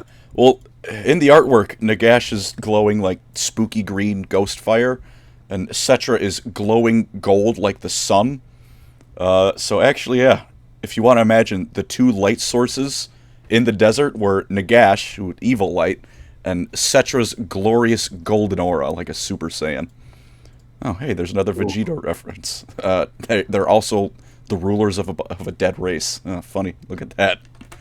Oh. And they won't stop going on about it either. But Settra's chariot gets broken, and they enter a battle of wills. I don't exactly know what that looks like. But despite Nagash being a god now, Settra is still so arrogant that Nagash can't out-willpower him, because he is just that full of himself. Talking about backing it up, Settra backs it up and then some. His arrogance is a superpower. Amazing. It pretty much. And same coin. At a certain point, Nagash he was just so fed up with this that he just swarmed Settra with ghosts until he could just grab him and pick him up. And now Settra is being held by the worst enemy he's ever faced, who now has him dead to rights. And Nagash, he says, he still admires Settra. Because 2 sides of the same coin, he still acknowledges Settra as being Settra. So he gives him an offer. He's like, hey, you can still be king. I know I'm above you, but you can still be king. You just have to serve me now. And what you don't want to do is tell Settra to serve you. Does anyone want to take the line? I think Cody probably knows it better than us. He might have heard it. Would you? It is the most well known. You've been telling such a good story, though, man. Go for it. I mean, you've earned this. You've been talking for an hour. Oh, thank you very much. I'd be honored to say this line. And after being offered pretty much the position of second in command at the then most powerful person in the universe, looks him dead in the eye and says, "Settra does not serve. Settra rules." And I don't have a joke for that. It's just the best. It's pretty up there. A single tear of manliness trickles down the side of your cheek at that. Yeah, I think I just felt my pectoral muscles double in size just from saying the line alone. I feel like I've been to the gym. Yeah, I've been to the gym. Don't go to the gym. Just repeat that into a mirror over and over again, and you'll just gain muscle mass. But unfortunately for our hero, he's still dead to rights for Settra, in Nagash's eyes. So Nagash blows up his body, leaves his his head in the desert, blows up Khemri, and forces pretty much every undead on the planet under his banner. And Settra, for the first time in his life, knows despair, but only for a brief moment, because I think it's fair to say he's earned his moment of weakness, and it will only be one moment. And sure enough, in the book, they're called 4 mysterious voices. Oh, gee, 4 magical, mystical voices. Who could be speaking to him? They repair his body to mummy status, not to human status. He's still a mummy. But they put him back together and say, hey, if you serve us, we'll give you everything you want. And when I say everything, I don't just mean like, Khemri will come back. I mean everything. They'll give him that fantastic golden body, give him sensation, eternal life, all that stuff. And for once, I at least personally, I think that Chaos Gods, that's who it is, spoiler, if you couldn't tell. At least in my head, I like to imagine they, for once in their existence, meant this, that no strings attached. Just serve us, you'll get everything you want. I like how you were like, they're going to give him a golden body. He's like, we'll make you powerful, but we'll also make you fabulous. And he's like, yes, I want a shiny body. I mean, hey, that was one of his biggest asks before he died the first time. Because the Chaos Gods are running scared at this point, right? I mean, the whole thing is Nagash is coming for him. Isn't that what's happening? Yeah, like, Nagash coming back was one of those things in fantasy that's like, the only thing that could possibly equal that was if, like, Khorne himself just showed up on the material plane. And now Nagash is back. So they're grabbing for pretty much any option they can get to try and avoid whatever Nagash is going to do to them, because he wants to become the Chaos God. Like, his plans in the endgame is to overthrow the Chaos Gods and become just the ruler of an undead world. So yeah, they saw Settra. They're like, all right, listen, whatever you want that, we'll give it to you. Just help us. Except they worded it as serve, and that's a no-no. So he doesn't respond to their offer. What he does is he walks all the way to Middenheim. So I guess just imagine walking from Egypt, Paris to Baghdad to Paris. Yeah, start in Cairo and end up in Berlin, only double the distance, because I think the Warhammer world is twice as big as our world. He just walks. He shows up to Archaon, pretending to be going to assist him, and Archaon tells him to kill Kolek Suneater, the original dragon ogre, who is as big as a mountain. Settra does this after like a 3-day Dragon Ball Z fight that levels the forest, and man, again, some cool moments in the end times, pretty much all of them about Settra. And he brings Kolek's head back, and then when the incarnates of magic show up to Middenheim to stop, this is the last gasp to stop the end of the world, Settra reveals what he's really there to do.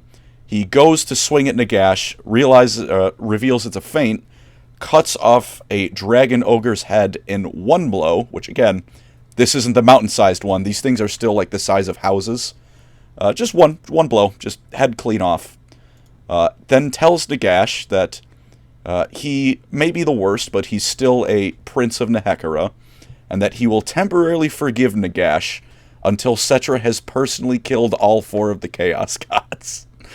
Oh, Lord. And despite the incarnates failing because Manfred von Karstein all over Balthasar Gelt, the last we see of Settra is he was surrounded by a horde of demons that just could not kill him. Like, the cover art for Doom?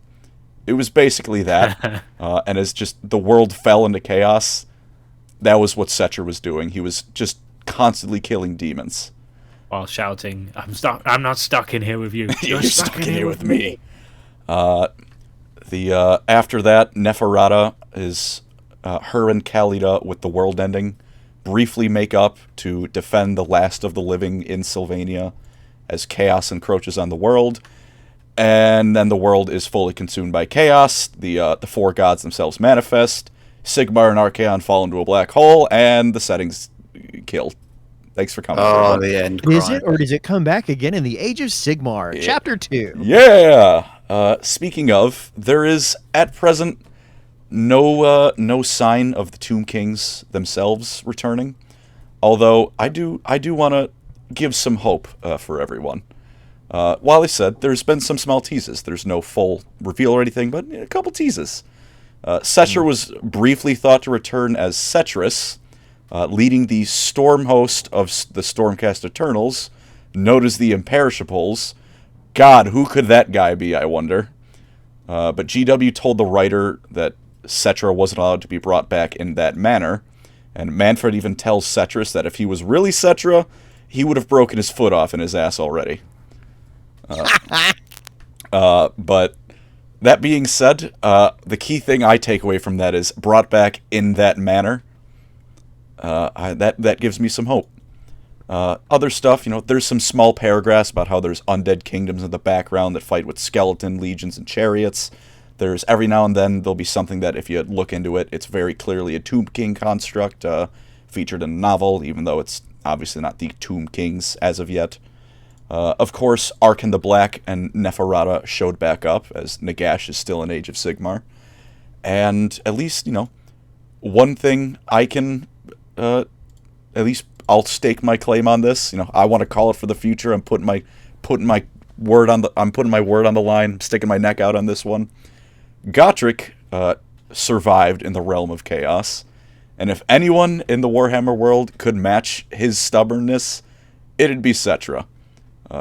We all know that belief in Warhammer is a tangible thing, and if Settra believes in anything, it is himself. I like that. Stubbornness versus arrogance, the fight of the century. And if nothing else, rejoice, because the old world will eventually show up again whenever the Horus heresy finally actually ends. 50 more books, I'm sure. And thus far, none other than Settra himself has been in charge of the Games Workshop created memes to market it, which is really funny.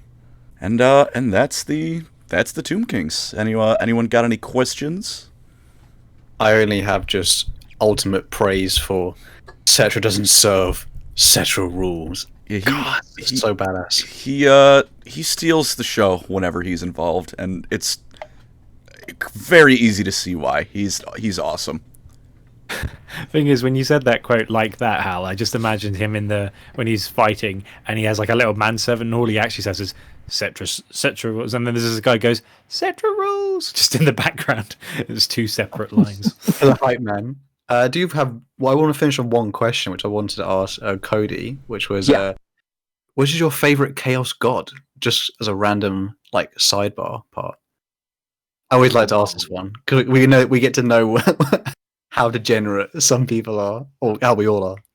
I enjoy Tzeentch the most. I think that there's I like sort of the look, the feel of it. I mean, I like the way it manifests in 40k with the Thousand Sons, and I like Ekelbrod Hellbrass. That's a lore that I'm really excited to see. Hopefully, one day as a DLC in the Total War games. You guys know him? I've only heard. Is he the one who's on the original trailer? He's like the light wizard, or is it? As far as I know, he's one that hasn't been come out here. It's like a human champion, but basically he gets lore of life and some of the lore of Tzeentch, and wherever he steps, flowers grow in his wake. So it's sort of like chaotic growth of rebirth and things like that. I think that's just a really cool concept. But generally, I enjoy Tzeentch the most of all the Tzeentchian dickery of always being 5 steps ahead of somebody, and everything's just as planned. You're a man of my own heart there, because I'm a Tzeentch boy. Andy, do you have any closing thoughts or comments? Tomb Kings sound like an interesting bunch of lads. I don't think I'd ever want to go out drinks with them. No. The pranks they would pull would be a bit grim, and I have a lot of derision for the way that they treat their peoples. They don't sound like benevolent leaders, but yeah, they're pretty cool. Yeah. They got a nice flavour. Settra's a wonderful leader until you piss him off. Mm-hmm. Isn't that all, Vlad? I'm excited to see them again when Old War comes back. They've already started to tease some of the bits of the heraldry and stuff, I think, on the Warhammer community site. Mm-hmm. So, I mean, they're planning to bring Tomb Kings back in a big way, at least in the Warhammer Fantasy reboot. So I think they're going to be a popular faction. I mean, people love them for a reason. Very excited. Very excited. Even though I suck at playing them in Total War. Just abysmally at it. Well, with that being said, though, thank you so much for joining us there, Cody. Obviously, for people who are watching and listening, you probably already know his channel, because his channel is lit. He makes way better content than I do. So do check out his stuff if you're a 40k fan. You're like, oh, what the hell is fantasy? This guy's got it in a way which obviously pairs with the Total War games, which it makes it fun. It makes it. I actually had to show some of my friends just to get them into Warhammer Fantasy. Like, this is like kind of the way. Yeah, he's a great channel. Go check him out. And for I appreciate it. One of the inspirations for me to start making videos. So for all of you who see me upload and go, God, this asshole's still at it, we have Mr. Bonds to thank for that. I've ever told you about my wife. I showed her your channel when you first started like making videos. She was like, "Why would I watch this? It just sounds just like you." I was like, "Oh yeah." Oh wow! No, I didn't know about that. Oh. I thought it was funny. Yeah, so I do noobs guides. That's the whole thing, is trying to find a fun way to entertain people, and that's why I like this concept you guys have come up with. So thank you guys so much for having me on. Of course. How did you? Just for leaving off, how did you fall in love with? Like, we all have like a moment where we kind of like, oh, Warhammer's like my thing. Do you remember like how you fell in love with Warhammer? Yeah, it's a 2.5 minute story. You can time me.